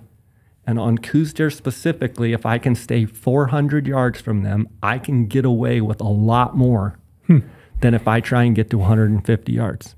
If you come Coues deer hunting with me, we have done something majorly wrong or something has gone awry if your shot is under 300 yards. Now, our terrain allows us to be further away, right? Because you've got the canyons and such. But it's one tip for like the guys that are going out on my DIY Coues hunts in Mexico. Try and stay at least 300 yards away from that animal, and you will be more successful at actually harvesting them. I completely agree with that. And being an archery hunter trail, you're the same way. We've talked about this. I would prefer to be like 50, 60 yards out with a bow. Oh, you can you get away with drawing, settling. It's a lot calmer. I know it's a further shot, and a lot of people, you know, effective range, whatever you want to get into. But when you get into that 20 or even like under 30, there's so much pressure on the animal that the animal feels. Absolutely. Things are chaotic. You feel more chaotic. When you breathe in, you they rush. feel it. Like things are rushed. Things are your shooting lanes are smaller. Everything's tighter. Everything has to be that much more perfect. When you're 50, 60 yards, you have that little bit buffer. You just have that Cushion. little bit. So if I ever could pick like where I want to be on an animal with a bow in my hand, I want 60 yards. And so that's where I mean, be. it's the same principle with a rifle or with a bow. You have that cushion area. Yeah. You probably also have that with different animals. Maybe an antelope or a mule deer, you're going to treat a little bit different. You want a cushion to be a little bit different. Yeah. I think that comes with experience where you kind of know, Yeah. I've pushed my limit and spooked them so many times. I'm going to stay like right here. I've been in tight where things are great, but things get chaotic because then in your mind you're like, I'm too tight. Things are gonna. It has to happen now because we're too close. And you almost like press it has to happen. Yeah. So you almost force it. Where 60, you're like, oh, I'll wait until the next shooting lane, or I'll wait until he truly stops, or I'll wait. You know, you just have that little bit of pressure off of you with that little bit of buffer. And gun hunting's the same way. 100% the same way. Like gun hunting's entirely the same way. Trying to get in under 200 yards with a gun. Why? Yeah. Like now you're in too tight. Yeah, and a lot of times now you're in too tight, and now you're going to have to take a shot that might result in a bad shot. Exactly. Rather than be out a little ways where they have no idea you're there. Truly focused, truly. Our goal is to kill them. Yeah. If we find something and we say that's our buck, Yeah. our goal is to get that animal. Yeah. And I know the other thing, sorry to cut you off, Brady, fucking just pulled the trail on you. Got him. I'm guilty of it though too, all the time. But the other thing though too is, now I forgot what I was going to say. This is great. My bad. This is great. Now, Brady, you'll remember. No, yeah, I just felt bad about that. That's all right. Yeah, anyway. Can we jump in? Go ahead, Brady. So would you say the same thought is, like you said, you want to be close to shoot or whatever, but do you like to be a little bit further away for that cushion reason when you're setting up some of your glassing points, just to give that animal a little more comfort room? So if you do move, you do make a mistake, it's not going to see you. Why are you getting so close? Yeah, like, terrain's going to dictate it sometimes. Terrain is going to dictate, I know but what I was gonna say. get out away, find the animal you're after, stay away from that animal. We're trying to be efficient, Yep. Yeah. trying to be effective, efficient. Like, our goal is not to get in there tight unless you're an archery hunter. Our goal is to say, that's the one we want. Let's do everything efficiently. Yeah. And that's a huge tip. Like, Yeah, and I love the fact you said that. even as an archery hunter, it's picking your moment. It's staying as far away as you possibly can until that animal is in a position that is the best. I think some of the best rifle hunters are people that cut their teeth on archery. They think like an archer hunter. Mm-hmm. They take those skills and what they've learned with that, and let's say, or maybe they hunt both, but someone that's really good at archery hunting, they're going to be a good rifle hunter. That's Brady. That's why he's so good. As dedicated, hardcore as you come, bow But hunter, you think differently you do think differently as an archer. It's just you have to. Yeah. So when you take that into a gun, but what I was going to say too is, like, we're not shooting whitetail that are known to duck strings and all that stuff though too. You know what I mean? To make a point of that, like you said, to know what you're doing, to know how to be effective, and it is that getting as tight as you can, but not too tight, right? So that's that buffer zone like we're talking about, because we're not shooting whitetail that are ducking strings, or we're not in a tree, elevated and them not knowing we're there. And the other part of it too is these animals, like their only job, literally only job every day, is to survive. Yeah. That is their only job. They feel the pressure. Absolutely. They feel it. Like humans have an ability to feel pressure too. We're not nearly as good at it, obviously, but like you can feel. It's kind of like that buck in Mexico last year when you guys were in tight on that buck. We didn't have a choice because it was so thick. But weren't you sitting there and you were like, this buck knows we're here? He knew we were there. And he felt the pressure, and we were dead quiet. We were sitting. I was actually sitting at the base of a pitaya, and he was coming right at us. I thought it was going to be like an archery kill, but he knew something just wasn't. I think he thought you were other deer, and we're kind of like, I'm going to push this doe over there and come check it out. Is what I honestly think. But they feel it. You guys all have been in that situation. I don't like being within 20 yards of an animal, especially with a bow. I mean, it's a chip shot, but I also don't like the rush. I don't like the vibe of it. It feels intense, way more intense. Yeah. There's so much more room for error than when you're out there and have a buffer. Mm-hmm. When you're in tight, anything can go wrong. And that's where, like, the conversations all the time about shot distance and all that stuff, that's where it's almost like you're hurting yourself for no reason. All these people that are like, well, why'd you shoot from 300 yards? That's so far. Well, actually, that's a way more ethical shot than 100. Because when you get into 100, things go awry, things get rushed, then you can't lay down like you want to. If you have the ability. Mm-hmm. Obviously, situation dictates everything. Mm-hmm. But if you have that situation and you can shoot them from 400 yards with a gun, or you can shoot them from 60 with a bow, like, why? What else do you need to pressure the situation? I've heard a lot of people say, especially with archery equipment, that the animal's more relaxed at a 60-yard shot than a 20, because I think a 20, it's reaction time, whereas 60, they may just stand out there and kind of let it hit them, and they're a lot less aware. Yeah. I mean, if I go to my local archery range and I think I've got one lane here that's 80 yards, and I think about what the target looks at 80 yards versus what it looks at 20 yards, I'm way more aware when I'm at 20 yards of, like, a bird that's flying by, any kind of movement, my dog running around, whatever it is. But, I back it up to 80, it just seems like it's, I don't know, there's a lot less going on for the animal. I completely agree. Seems like.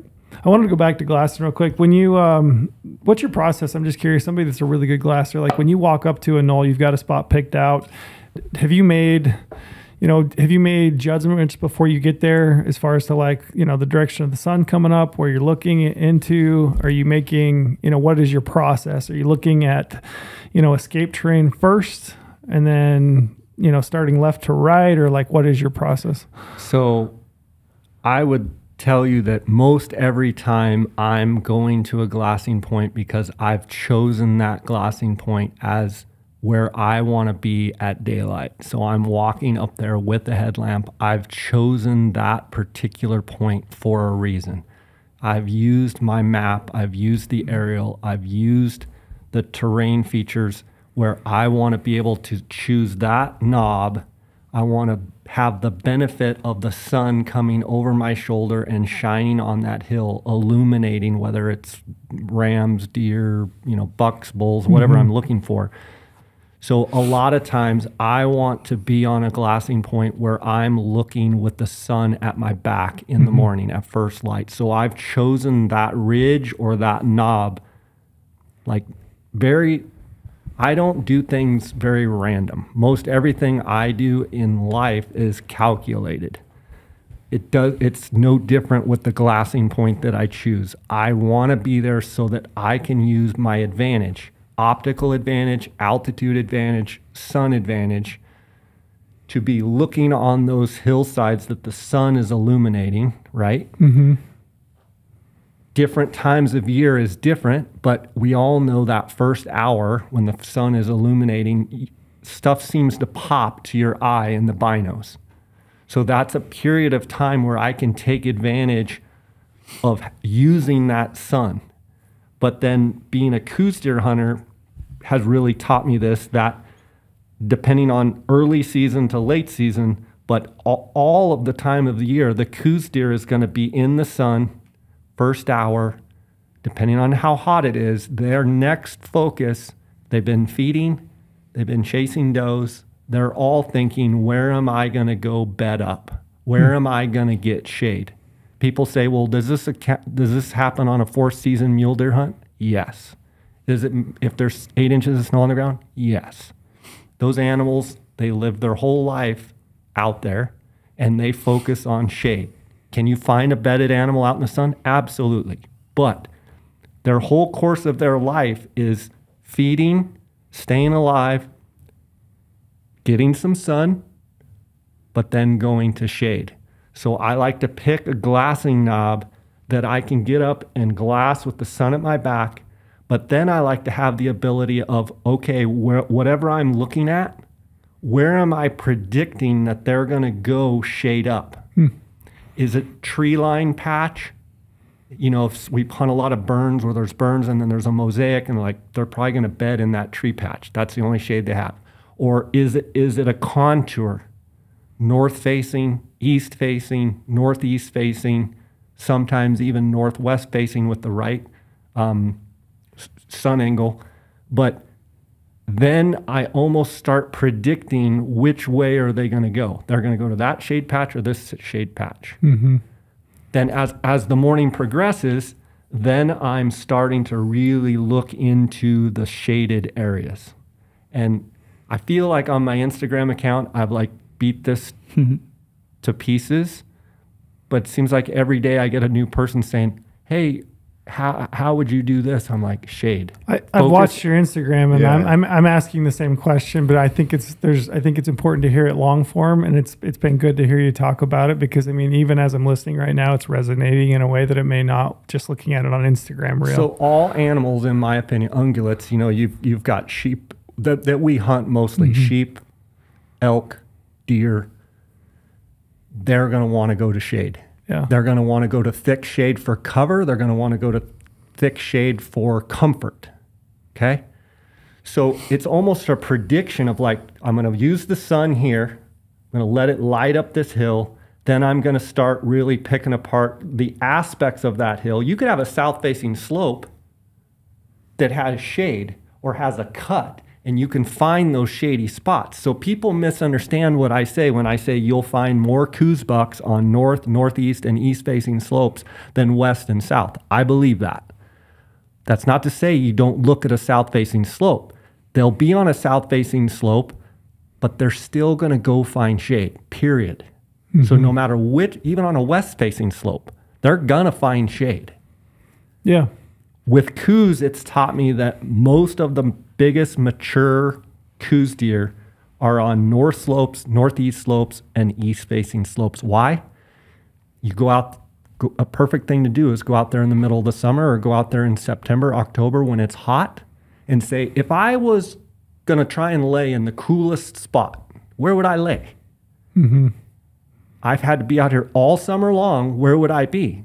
Well, they're going to be on the where the most shade is. So I tell people, find the most predominant shade on the hill every day. Which part of the hill is the most shady? That's where I am going to look for animals bedded first. That's good. And not to get on a tangent on maps, but this is what I always harp on people can do too. Like when you're going in the field, you can mark data when you're out there. 100%. If you start marking those data points, like you're saying east facing, wherever they're going to be, you start dropping waypoints all the time. Start then going back and analyzing where you're seeing these animals. Or is it on a north facing, east facing, what elevation they're at during that time of year? You start to collect a big data set. Yeah, and you get what he asked for earlier. What is it about big bulls? Yeah. Yep. But you're talking about focusing on animals, and you're saying you're dropping waypoints. Dropping waypoints exactly where I'm seeing data. them. Oh, look, that's where they're at. That's where they're at. And over time, yeah, you might have a sample size of one right away, but over time that sample size grows. You realize where you're seeing animals, where you're seeing does, where you're seeing bucks, where you're seeing bulls. And then you do the same thing where you're killing animals. Then you can start to develop a trend. Like when I'm hunting this state, I'm finding them at that aspect, at that elevation during this particular week. Yeah, other times of the year might be different, but you can start to analyze all this data and you collect it all. And all of a sudden you have a data set of maps of animals, right, of kill spots. For instance, you might be in a high country basin, Colorado, and in the summer they're laying right out in the wide open in the sun. Well, why are they doing that? Well, bugs. They just want to be where they can see. Okay, you have a 4-season tag. Those bucks might have migrated, yes, but we've been in lots of basins where they're in the same basin. Summer, 4th season. They haven't moved yet.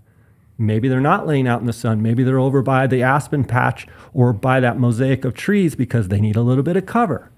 Yep. Are they in that cover because they're trying to get shade? Yeah, but they're also probably trying to hide, right? So 100%. You start noticing that stuff. Start developing little trends, and you can extrapolate that. And what's that going to look like in a different unit? Can I use that same data because it has the same terrain features, same habitat, same vegetation as over here? And then it can benefit you when you're going out of state or even in your own state. There's a lot of cool things you can do. That's why I'm glad you brought all that stuff up. Yeah, shade is important. I mean, if you think about, if you guys seen, you've probably all seen like it's this video of a lion, I think, or it might be a leopard or a cheetah stalking impala in Africa. And you watch this thing like use the shade and the bank, and he's like working right along these little thin lines of shade. I mean, animals know that shade equals cover. Absolutely. You know, they know that as well as we do, right? Because when we're stalking, you definitely don't want to put yourself out in the sun. You want to use the shade to your advantage. You want to hug the corners and pick up all the shade that you can. So animals no different. I mean, I agree. They find it for, you know, thermoregulation and being cool, especially in the summer when it's hot. But they also use a lot just for cover because they know that they're going to blend in. Instinct. Yeah. It's fun to me when I am able to talk with the hunters either through Instagram or through my podcast or just people that come hunt with me, and guys that have hunted a long time, and I'm like, I'm focusing on shade, and they kind of look at me and they're like, we're talking accomplished hunters. They're like, you know, I never really thought of it like that. I just sit down to glass and just whatever I see, and I'm like, that's great, but you can take it to a whole nother level, and like what Brady's saying with these data points, like I've got data points in here too of like I've learned where they're going to be. Yeah. And I think all of us, with all of our experiences, we kind of put away, but it's fun to kind of have people that have hunted a long time. They're like, I never really thought to really focus on shade. Yeah. And then they send you a message. They're like, Jay, I found a big buck, mature big buck, and he was in the shade. Yeah. I don't do the data and stuff like Brady does, but more over time, like in the back of my head, I've come to realize topography that looks good, which way are they going to be using the mountain to go to shade? So in the past, I've always thought that I don't necessarily have a way of glassing, but I do. It's what looks good to me topographically of how they would funnel into a piece of shade. So I do focus on shade, and I focus on like the pieces that look like they would use very easily to just duck into a piece of shade. That's what I've always done, which essentially is a data set in my head. You've developed a search image for what like you're looking for. I look at a hill and I'm like, oh, that looks like a great little that's also path building into shade. confidence. You've picked those things up and probably had success seeing the animal you're looking for. So your brain registers that, like, that's confidence saying, looks good. That Shade, looks good to me. Funnel. Yeah. Right Now there. you develop intuition. Exactly. But for those that maybe haven't really thought about it, I get messages, I'm sure you do all the time. How do I find them? Well, we'll go out and glass. Well, what does that mean? Yeah, what does that mean? What am I looking at? Well, and you asked too, like, when you go up to a glassing point, I didn't really hit it, like, am I focusing on if I'm getting to that glassing point, if I potentially spook something, where am I going to see them? Like escape routes, do I hit them with my chest binos and, just kind of hit it real fast and then kind of sneak in? It's typically what I do. I'll get to a spot and I'll kind of just like, is there anything out in the open, anything easy, anything that should be right here? Okay, no. I kind of slink along and try and set up my tripod. And then what do I do from there? Left or right, you ask all that. I'm looking where the sun is hitting the hill first, getting the most light to my eye. What can I pick up? Anything moving. At first light, I'm scanning. I'm moving quick. I'm scanning what you're saying, places where you've identified as that's a saddle, places where you've seen them before, like that looks good. Yeah. When I first sit down for probably the first 30 minutes, I'm looking at the high probability spots. And I'm looking at where I've learned I see the most, and I'm not going slow. Dar, my hunt partner, is one of the best glassers I've ever been around. He has the amazing ability to glass super slow, and he has an amazing ability to pan, scan, pan, pan, pan, pan. Sorry, I keep hitting that. Scanning hard, left, right, left, up, down. Do I have a left, right? No. I'm just basically sweeping. Picture like a paintbrush. I'm just sweeping, scanning, looking at saddles, looking here. I'm kind of shotgunning. Yeah. Okay. Then I slow down and I start a slow pan. I typically kind of go probably left or right. If it would be a good one to kind of like track. Pay attention. But if I had to bet, it would be left or right. I don't think it's consciously left or right, but kind of, and then I'll just drop down and I'll pan. And I'm still doing fairly fast, but a lot slower than I was. Then as I start seeing deer and now they're not feeding as much and maybe they're doing a little walking and I can tell, hey, they're kind of looking for bedding. Then I start really looking in the shade pockets, trying to focus on, oh, that buck's been bedded there the whole time. Yeah. Like he already fed in the night in the open, went in the bed, the does walked right over to him. Yeah. So you mainly at this point, again, terrain's going to dictate how far you are away, but are you going binos or are you going spotter? So I never glass with a spotter ever. I shouldn't say ever. If there's like a basin way off and I'm like, it's too far to see, I might pop my spotting scope and just kind of see, but I'm always glassing with binos and identifying or classifying with a spotter. It's also why I love the twins, spotters. Yeah, that was the next thing, twins. BTX, I have the BTX and the twins. And it's funny how, you go from a 1042, you go to a 1242, 1556, you go to a twins or a BTX. And depending on your terrain, you get those tools that you want to look further, okay? I think some people, and I am included in this, you get to wanting to look far right away.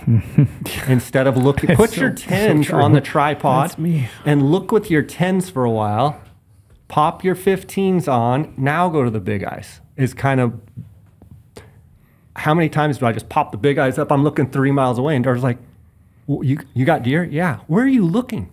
I'm like, he's like, you're on a different ranch. Like you're He's like, we got a good buck right here. You didn't even look for him. That's me. Yeah, I mean, I think we're all guilty of I think kind of progressing to look further.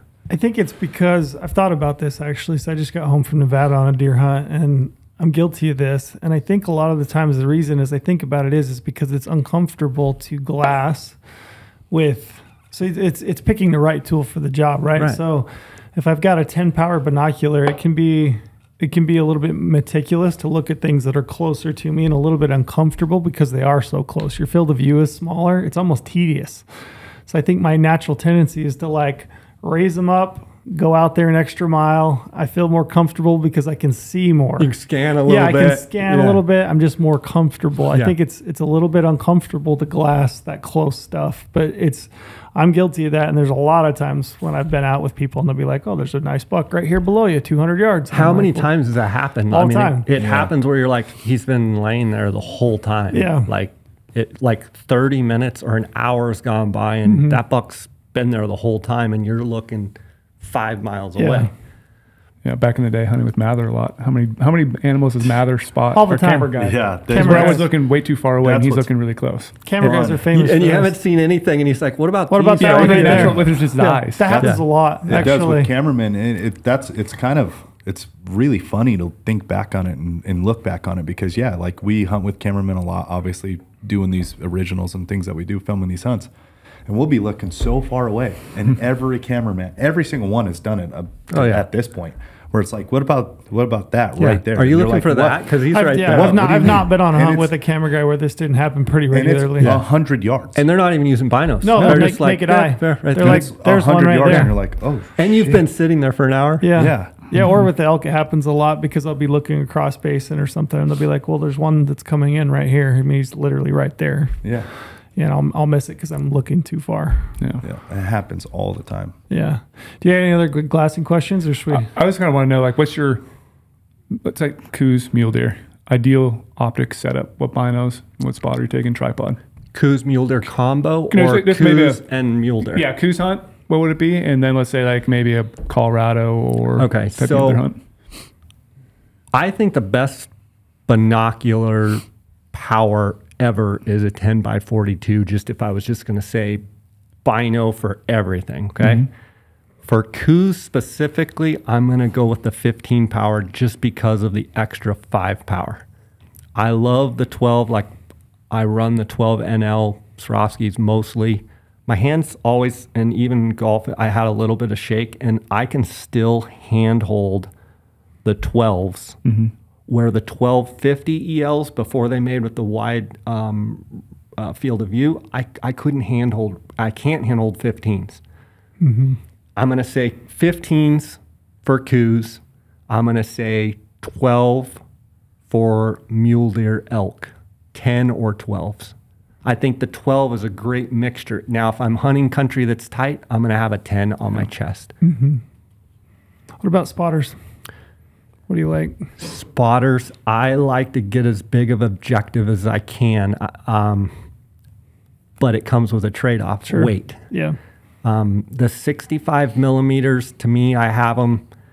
I'm always just wanting a little bit more. When you get the 85 and 95, you know, the 80 pluses, that's where I think the spotters are real beneficial.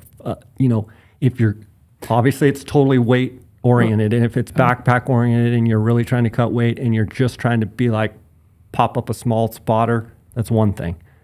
Typically I'm carrying a 95. When you say more, you're talking light, right? You want a brighter, clearer image? Yeah, I want to be able to zoom in at high power and be able to identify what I'm looking at. The whole goal of a spotting scope for me is take it a next step further from what I see on the binos, and is that buck a shooter or not?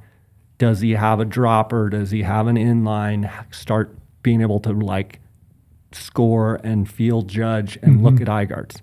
There's a whole other train of thought of like, if you're looking at him in the 15s and he doesn't look like a giant, he's not big enough. Yep. But then there's a point when you start getting at, you know, we're talking mule deer, 190, 200, 205. Like, well, is he a 180 frame, but he's got trash, or what kind? Oh, he's got 3 kickers there. I couldn't tell. So that's where the spot air game, I want to be able to zoom in and hold that image as clear as possible. The technology from when I started, like, I think if I added all of you guys' age up, you might be to how old I am. Oh, I don't know. But right now, it's an amazing time to be a consumer because of all the companies that are continually pushing the envelope in all aspects, not only the binos, spotters, range finding binoculars, image stabilized. I mean, what a time to be doing what we're doing. Whereas way back when I started, you didn't have near the options that we have now. It's exciting to me to know that a young guy can pick up the sport and probably shorten that curve a lot more than, say, if he's using the spotting scope that I used 30 years ago. Right? Yeah. That's awesome. Yeah. Yeah, absolutely. Yeah. Glassy, you good? We can move on, Trail. You Thanks sure? for asking. You all right? You all right? Yeah, I'm good. Yeah. One thing I wanted to ask you, because I think one thing that's coming through pretty clear to me in talking with you, and I've known you a little bit, but you seem to be a very analytical person. You look at things very analytically. You're picking things apart. You seem to have a formula for the way that you do things. One of the things that you've done quite a bit on social media is you seem to have like a way of breaking down or estimating score of an animal on the hoof. And I wanted if you'd be willing to like talk about, some of those things that you're looking for, whether it's a bull elk, it's a mule deer, Coues deer, and some of those formulas that you've kind of worked out and how you use those to estimate score on the hoof. Sure. I think first and foremost, I will say I've gotten some criticism, and I think it's warranted, of being someone that is too analytical and that is maybe placed too much emphasis on score. My answer to those people always is, in everything I do, I want to be credible. And I don't know many people that don't, right? I probably take it to another level of like, the worst thing someone could say is Jay is not credible, or Jay didn't do what he said he was going to do, or Jay didn't come through, or that would kill me. Like those, if people say I'm a dirtbag or whatever they want to say, that's fine. But to say that I didn't, follow through or I wasn't credible. So I think my desire to want to be able to classify animals and judge animals comes from the fact of I want not only me, but I want people to be able to look at animals and have conversations with their buddies and say it was a 180 class buck, or it was a 400-inch bull, or a 350 bull, or a 300-inch bull. Not from a standpoint of like that elk is better than this 5x6 that will never be 400 inches. More from a standpoint of like, I believe we all as hunters owe other hunters and history of our sport. We owe it to those animals and those prior hunters that have harvested things to be able to accurately talk about, I saw a 210-inch deer. Well, if you killed one 40 years ago that's 210 inches and the deer's really, that you're saying you saw is really 170, in my mind, you're almost doing a disservice to that historical animal that was killed. That's kind of a long story to kind of preface. So I kind of really enjoyed over the years kind of diving in and trying to figure out what makes a certain animal score what he does. Yeah. And being an analytical mind, it was kind of easy for me to say, what is the largest percentage of score on a bull elk? What is the largest percentage of score on a mule deer? Like, what am I looking for? If I'm trying to kill the biggest, most mature animal, whatever I'm looking for, you would think that we need to be able to say, how do we get there? How does that buck, I was just in your office and there's all these giant bucks and antelope and all these things. What makes one different than the other? I value each animal, but I also want to say those antlers on their head or those horns on their head, what makes them different than others historically? Mm-hmm. Which is okay. It's a value. I mean, this goes back to this, I mean, I could get up on my high horse again. It's a value.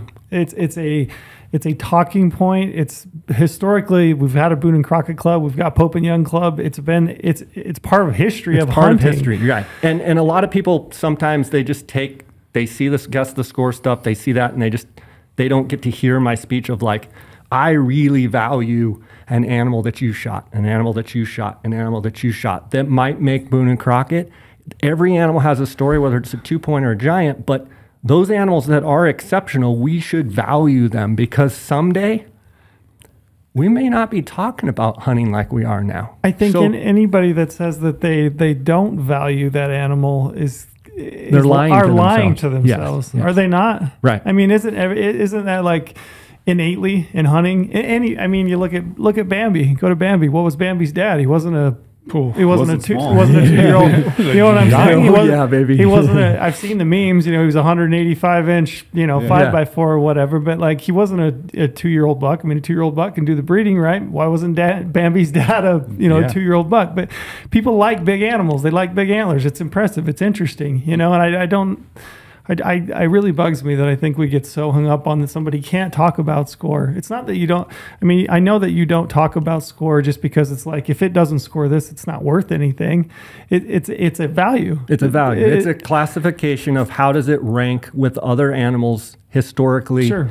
And not who killed it, not who should get the glory. It's the way I look at it. It's one of God's animals, and they should be held on a pedestal. Yeah, that's a special animal, and as they get big, they're special. And I think there will be a time, maybe not in my lifetime, maybe not in your lifetime, but your kids, I don't have kids, lifetime, there will be a time when those animals, someday they're saying, remember when they used to look like that? Mm-hmm. No, I've never seen anything like that. So I take it a step further thinking it's important. Go back. With that, I started trying to look at percentage of score with a bull elk, with a Coues, with a mule deer, with a sheep. What is it about that animal that makes it score what it does? Mm-hmm. Sheep 60% is mass. You've got mule deer, you've got 44% is tine length. You've got elk in the 40% tine length. Tine length seemed on the deer and elk always came back to tine length. Mm-hmm. Forks and tine length, okay? What are forks? What are tine length? How long do they have to be? Can you say if a mule deer has 10-inch forks across the board, what's it going to score? So that's where I started to try and build, like, if you will, with the Coues, with the elk, with the sheep, with all of it, like classifications, categories. And then what I try and do is train my own eye, whether in the field or looking at a video, to say, how much does that score? How much does that score? How much does that score? From a guiding and outfitting standpoint, I want to be able to say that's a 100-inch Coues. It's a 110-inch Coues. That doesn't mean you're going to go over and score it. It's going to be 100 inches and 110 inches. I'm getting as close as I possibly can. We've all had the guys around hunting camp or whatever that say, I saw a 400-inch bull. And you're like, really? How long were his tines? I couldn't tell you. How long were his main beams? Couldn't tell you. How wide? Couldn't tell you. Yeah. So, what tips and tricks do you have for estimating, like on the hoof? It's like if you see a bull elk and you're looking at main beam length, how do you tell the difference between a bull that's got 60-inch beams and one that's got 45? Okay, so when the bull's head is down, right, a mature bull elk. Now, that one of the hard parts with all the animals is at different places where they're at, they have different body sizes. So body size, for anybody out there listening, you have to be able to kind of have a benchmark of body size of where you're at, right? Because we've all seen bulls that weigh 200 pounds more than over in this area where they're 200 pounds lighter, or a mule deer that's, 100-pound difference. Those body sizes, ear sizes, all those anatomical characteristics, measurements can screw you up. Yeah. Body size, how many times has someone shot a lone ram that's all by themselves, they think is a giant, and they get up there and they realize it's a small little bodied ram, and he looks big, but he's not. I guess the question is, how do you? What was the question? Well, like, so if, I'm just trying to give people a base. So if you're looking at okay, you know, myself included, you know, and probably a lot of people that are coming from, you know, you asked the main beam, right? Yeah, main beam length, tine length. Like, what are some measurements? Okay, you know, so one of the things I use is from the top of an elk's back to the hoof when they're standing on the ground is, depending on the bull, is going to be somewhere between 52 and 56 inches measured. 50 to 56, I would say, you know, depending on the elk. But if that bull elk's head is down and it's feeding, we've all seen them in that position where they're feeding, you want that beam to come up and over the hump. In other words, break the plane of their back. Gotcha. Okay? If it's underneath the plane of their back, can we picture that? I wish we could put up a picture or something. Yeah, but we can. We can do some. Break that plane. If it's under that plane, it's going to be under 50 inches. If it's over that plane, it's going to be over 50 inches. We've all heard the people say, oh, the main beam was scratching its butt. Can't happen. Never happened in the history of the world. Like, even the longest beams out there, 65 inches, like, it gets right back to, like, the haunches. But never can, like, yeah, if they turn their head all the way back and do that, but, like, just a bull elk tilting his head back is not going to happen. But I use anatomical characteristics to break down. I use the tip of the nose to the burr. Typically, from what I've measured, is 16 inches. So when you know that measurement from the burr to the tip of the nose, if you know that measurement, when they're turned to the side, you can kind of measure with your eye, okay, that to there is 16, right? So take that point to the tip. You know, is it longer than that? Yeah, it's longer and it tips up, okay? Okay, maybe that's 17, maybe that's 18. Gotcha. In general, like, on a bull elk, point length is everything. In order for a big bull to be big, the percentage of score is point length, main beam, mass, and spread. Spread is the least percentage-wise important factor of a bull elk score. Point length is the majority, okay? So long points, if you're looking for bull elk, you want long points. You want as many points as possible because point length is your number one. Then you want long beams. Then you want mass. Then you want spread. Spread on mule deer, spread on Coues, spread on elk is the last thing that I'm concerned about. Now, with that being said, if you have a wide buck or a wide bull, that's also making the beams, if the beams wrap and come around and they come out and you get a lot of distance and they're wide, you're also building space. Gotcha. When you shoot things that are narrow, when you shoot a narrow animal, the beams are shorter. Yeah, they come and wrap around, but they're shorter because it's a smaller area. Yeah, it doesn't come out. If it's wide at the perpendicular point between the main beams and it's really wide, but all of a sudden it starts coming down and coming up, you're building inches. So your main beams are getting longer, right? Gotcha. So I don't want to say that spread does not matter. But it can be an indication of how the length of the main beam. Watch out. If you're trying to shoot something big, watch out for shooting narrow stuff. I've seen big, narrow stuff, but I've seen a lot bigger, wider stuff that's big. Right. That makes sense. I hadn't really thought about it. Mass hides length on every animal and on a bighorn sheep and on every animal. You have a Pensley horned. Any ideas on how to estimate mass? Like in relation to like the width of the eye or? No, I've never really found anything other than just measuring a lot of animals and using my own eye and then scoring them. Yep. And I love to score animals, not from I want to score it to see what it scores.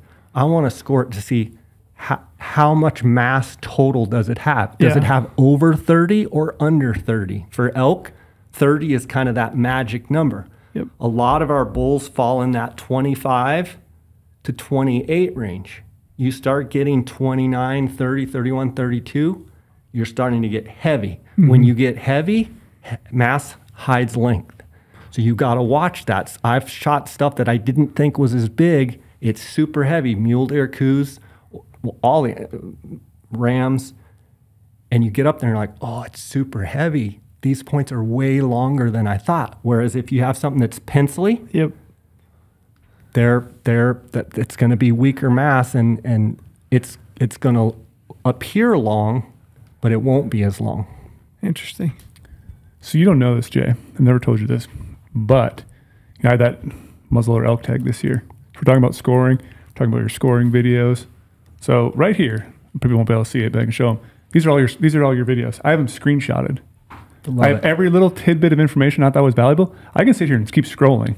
I have a folder For all the animals. All the animals. I have the mule deer ones. I have elk ones. And so all the little highlight points, I would screenshot that. And then when I was out there scouting this summer, I was trying to test myself. Exactly. By looking at this on my phone because I thought that was so valuable. Like, obviously, can't take Instagram offline, but I could screenshot little bits, put it in a folder, so it helped me learn. That's awesome. That is so. All that stuff was very valuable. Years ago, for GOHUNT, I wrote an article on elk scoring. I wrote an article on scoring bighorn sheep.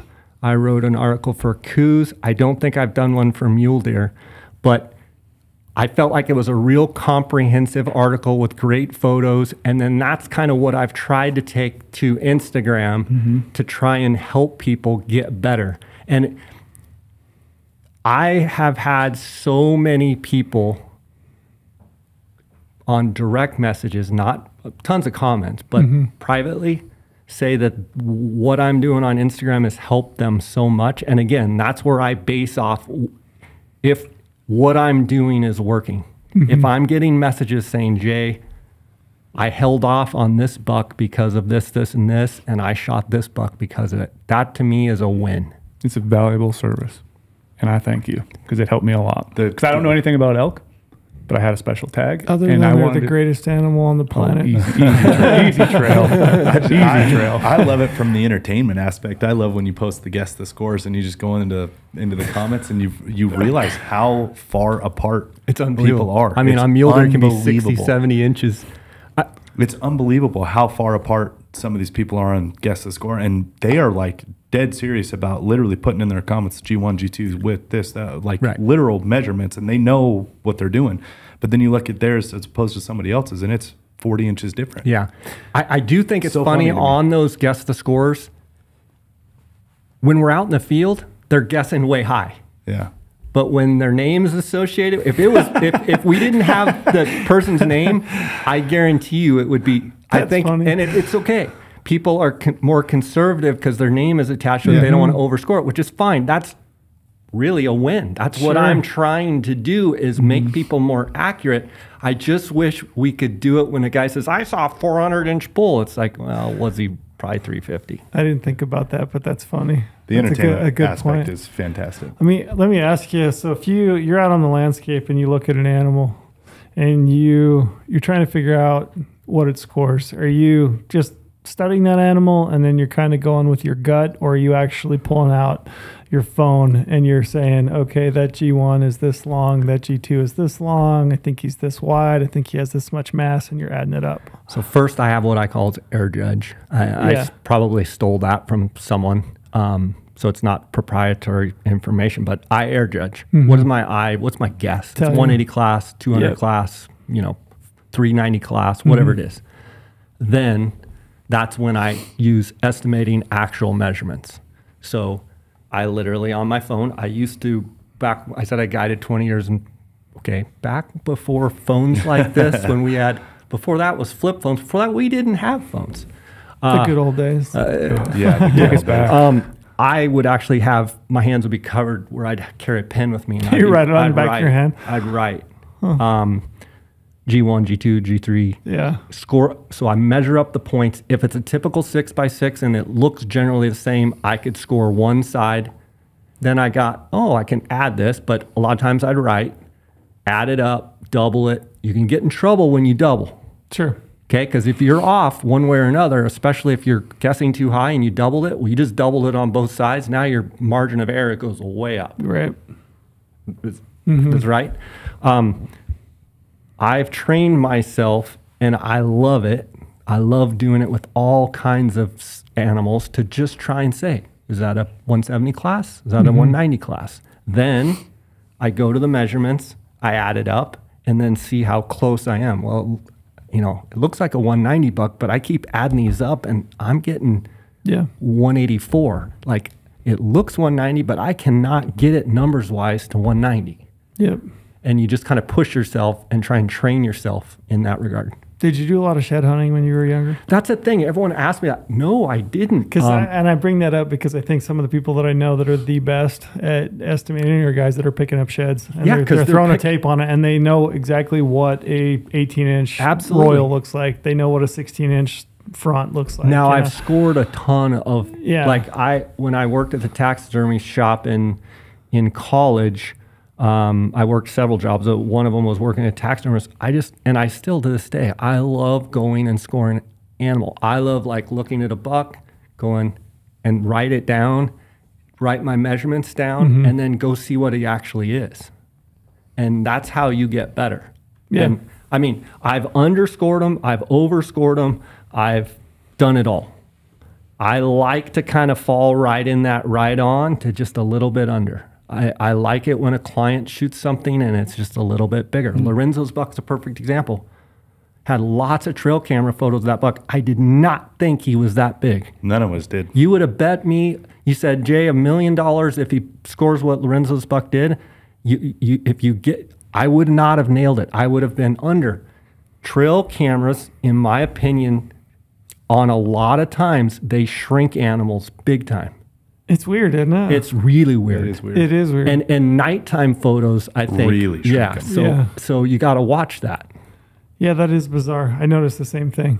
Yeah, it is weird how trail camera photo, and you almost, I will say that like trail camera photos of animals that I've killed, I've gone through and done the same exercise just for fun in a trail camera picture and tried to estimate like how much I think a G2 or a G3 is and kind of added it up. But you're right, they do seem to like underestimate it. Perspective of the lens. Perspective, or something. Yeah. The thing I think bizarre. is it's really hard to field judge off of a photo, off of one photo. It's really hard to judge off of multiple photos. I want as many angles as I can. I really want video. And then if I can't have video, the best is seeing it with your own eye. What I also like is seeing it with your own eye and digiscoping it, studying it when you get home, seeing that animal again, and breaking it down. Does he have 10-inch G4s? Does he, and being like, well, he doesn't look as big as what I've made him. Because we've all seen videos that we've seen stuff and we're like, that thing's a giant. And then you actually see it in person, you're like, well, it's not as big as that clip where he's turned a certain way looks. It's fun. It is fun. I don't know. I mean, we look at a lot of pictures of deer and we talk about it a lot. And I think, it's fun. It's fun to play with it. It's fun to I think it's fun because no matter how much we do it, you can get better, you can get good, but you're never going to be exactly right. So it's one of those it's almost like the game of golf. You're never going to master it. And I think it's just antlers in general are fascinating. Absolutely. I don't know why. I've thought about this a lot. I don't know why, but so many people just are completely fascinated with them. They're just interesting. Well, it's like so cool. Lorenzo, I mean, he shot that big giant buck last year. He's shooting management bucks and just as excited, like stuff that goofy stuff. I like them all. He likes all. Yeah, I do too. I like them all. But just like you said, I like them all, but I also like to know what they are. Right. And for relevance for me, for the future, relevance for that animal from the past, like I do genuinely like to know what they are. It doesn't mean anything. I really don't give a shit. I was just in your office and you've got like your top 10 mule deer bucks there. Yeah. And you've got a range from really big to pretty big. Yeah. But you talk about each one. You talk about the experience. You talk about each animal with the same passion. One might be 190, one might be 245. Yeah. But they're all yours, and you have a story with each one of them. I'll bet you if I went in there and said, which one's your favorite, I'll bet it's not the biggest one. Oh, no, not even close. That's my point. Yeah, not score even is close. It's just relative. It's a historical it's a parameter. What is the Right, score? that's Great, all it but is. that there's so much more to it. That's why it's so interesting that it's taken such a hit to like the culture of it. It's Yeah. like, I don't know where or when that happened, but Yeah, I mean they all are what they are, and I was just genuinely trying to shoot the best one in Right. each of the places I was. And the people that have been those are the critical, ones I And found. not for the sake of the score, but because of what that represents, which Yeah. it represents an exercise in patience and persistence. Am I getting better at Are this you- thing that I yeah. love? Yeah, that's, I mean, to me, that's all the biggest animals I've killed. Score doesn't mean, I mean, I know what they score. I can tell you I've scored them, Yeah. but it doesn't really mean anything to me other than a number. But what really means a lot to me is that I focused in on that animal and I hunted got it. that That's animal it. and I got it killed. That's it. That's what it is for me. Yeah. And it's, I mean, there's hands down, I will tell you, I mean, I've killed a lot of animals. I've killed cow elk. I've killed tons of animals. The most satisfying thing for me as a hunter is to find an animal, the And, best animal yeah, I can find, focus. target that animal, focus in on it, and kill it. It's the most satisfying me too. thing in I will hunting. second that. And whether it's the biggest or not, it just might Sure. be one that I like. Right. Yeah. And there might be 3 that are bigger, but I like that one. Yep. To me, there's nothing more rewarding than that is your focus Hands on down. that particular animal, and that's the one you want. And you'll go the whole hunt, and you might pass a buck bigger because you didn't get yours. So be it. And trail means exactly that. When I shot my bull this year, that's exactly what he told me. He was asking other questions too, but the main thing he kept repeating was you stuck with it. You wanted to find the bull. You found the bull, and then you dedicated those days required to kill that bull. And he said that was so cool. Like you put in the effort. Because Found nothing bull. feels like that. Super No, rewarding. nothing. It's the Nothing. best thing you can experience He in hunting. repeated that multiple times. Like that was so cool. You put in the time, and you killed it. Yeah, I think When you want it. there's a progression in hunters. You know, we all kind of know what it is because we've hunted for a long time. There's a progression of things, but you know, when you get to a point, and I would highly encourage anybody to do this, like spend the time, find an animal, put the work in, the effort. It's the best thing in hunting. Well, that's why all those whitetail guys do it. It's why they do That it. is the best part of Yeah. it. They could kill And so apparently many it's other okay, bucks. but it's not. Yeah, but it's not. But it's not out here not for for whatever enough. reason. But anyway, we're over 2 hours. I had so many other questions. We'll have to have you, Have to do you it back again. again some other time.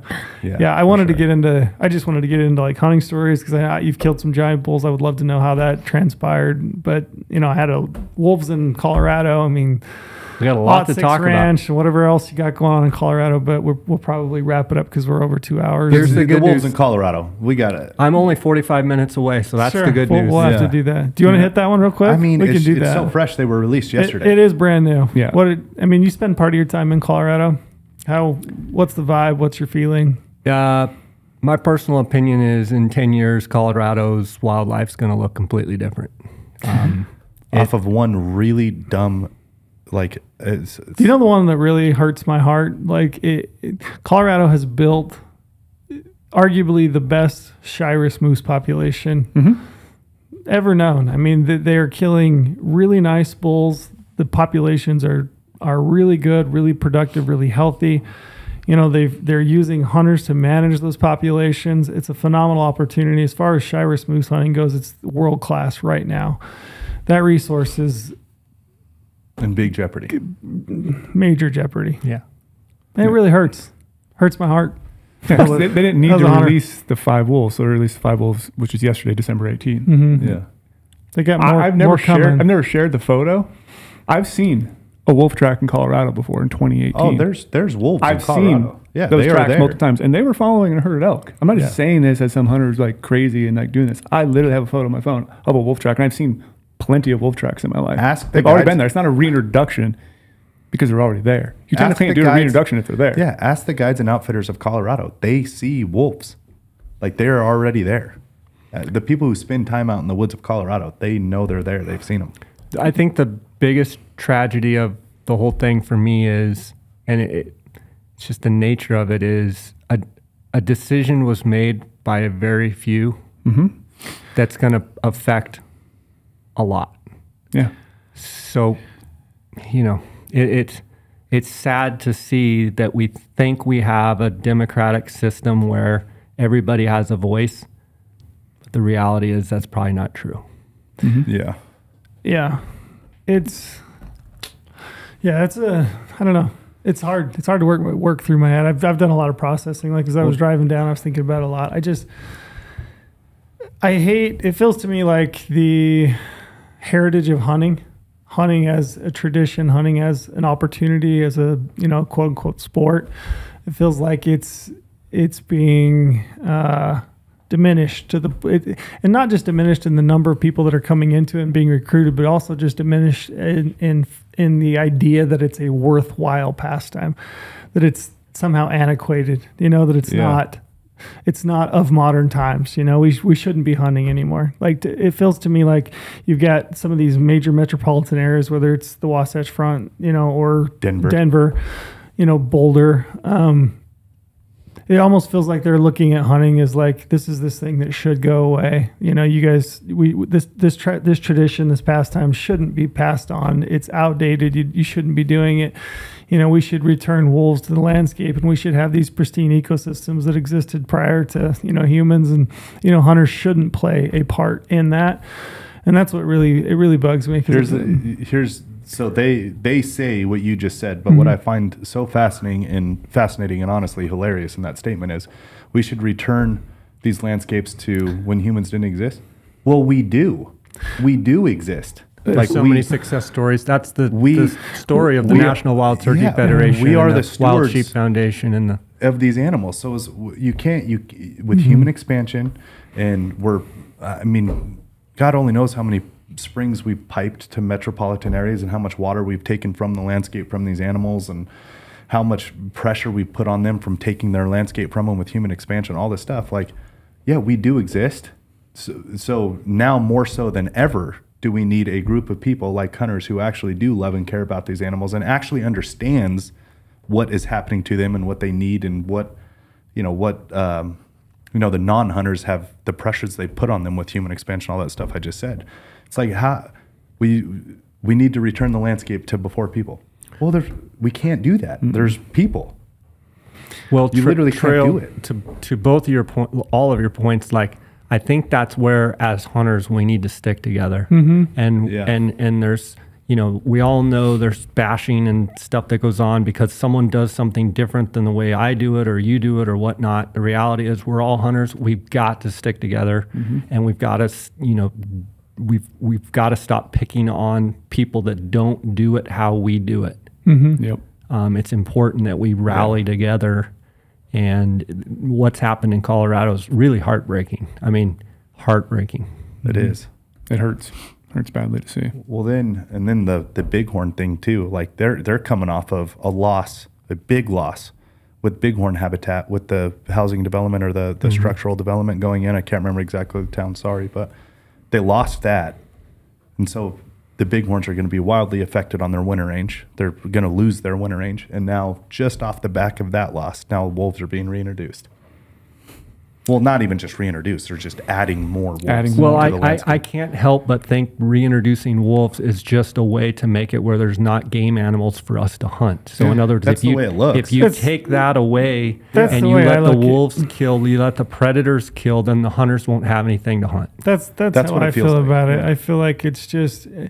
That's the part of this that really bugs me the most, is that it feels like it's...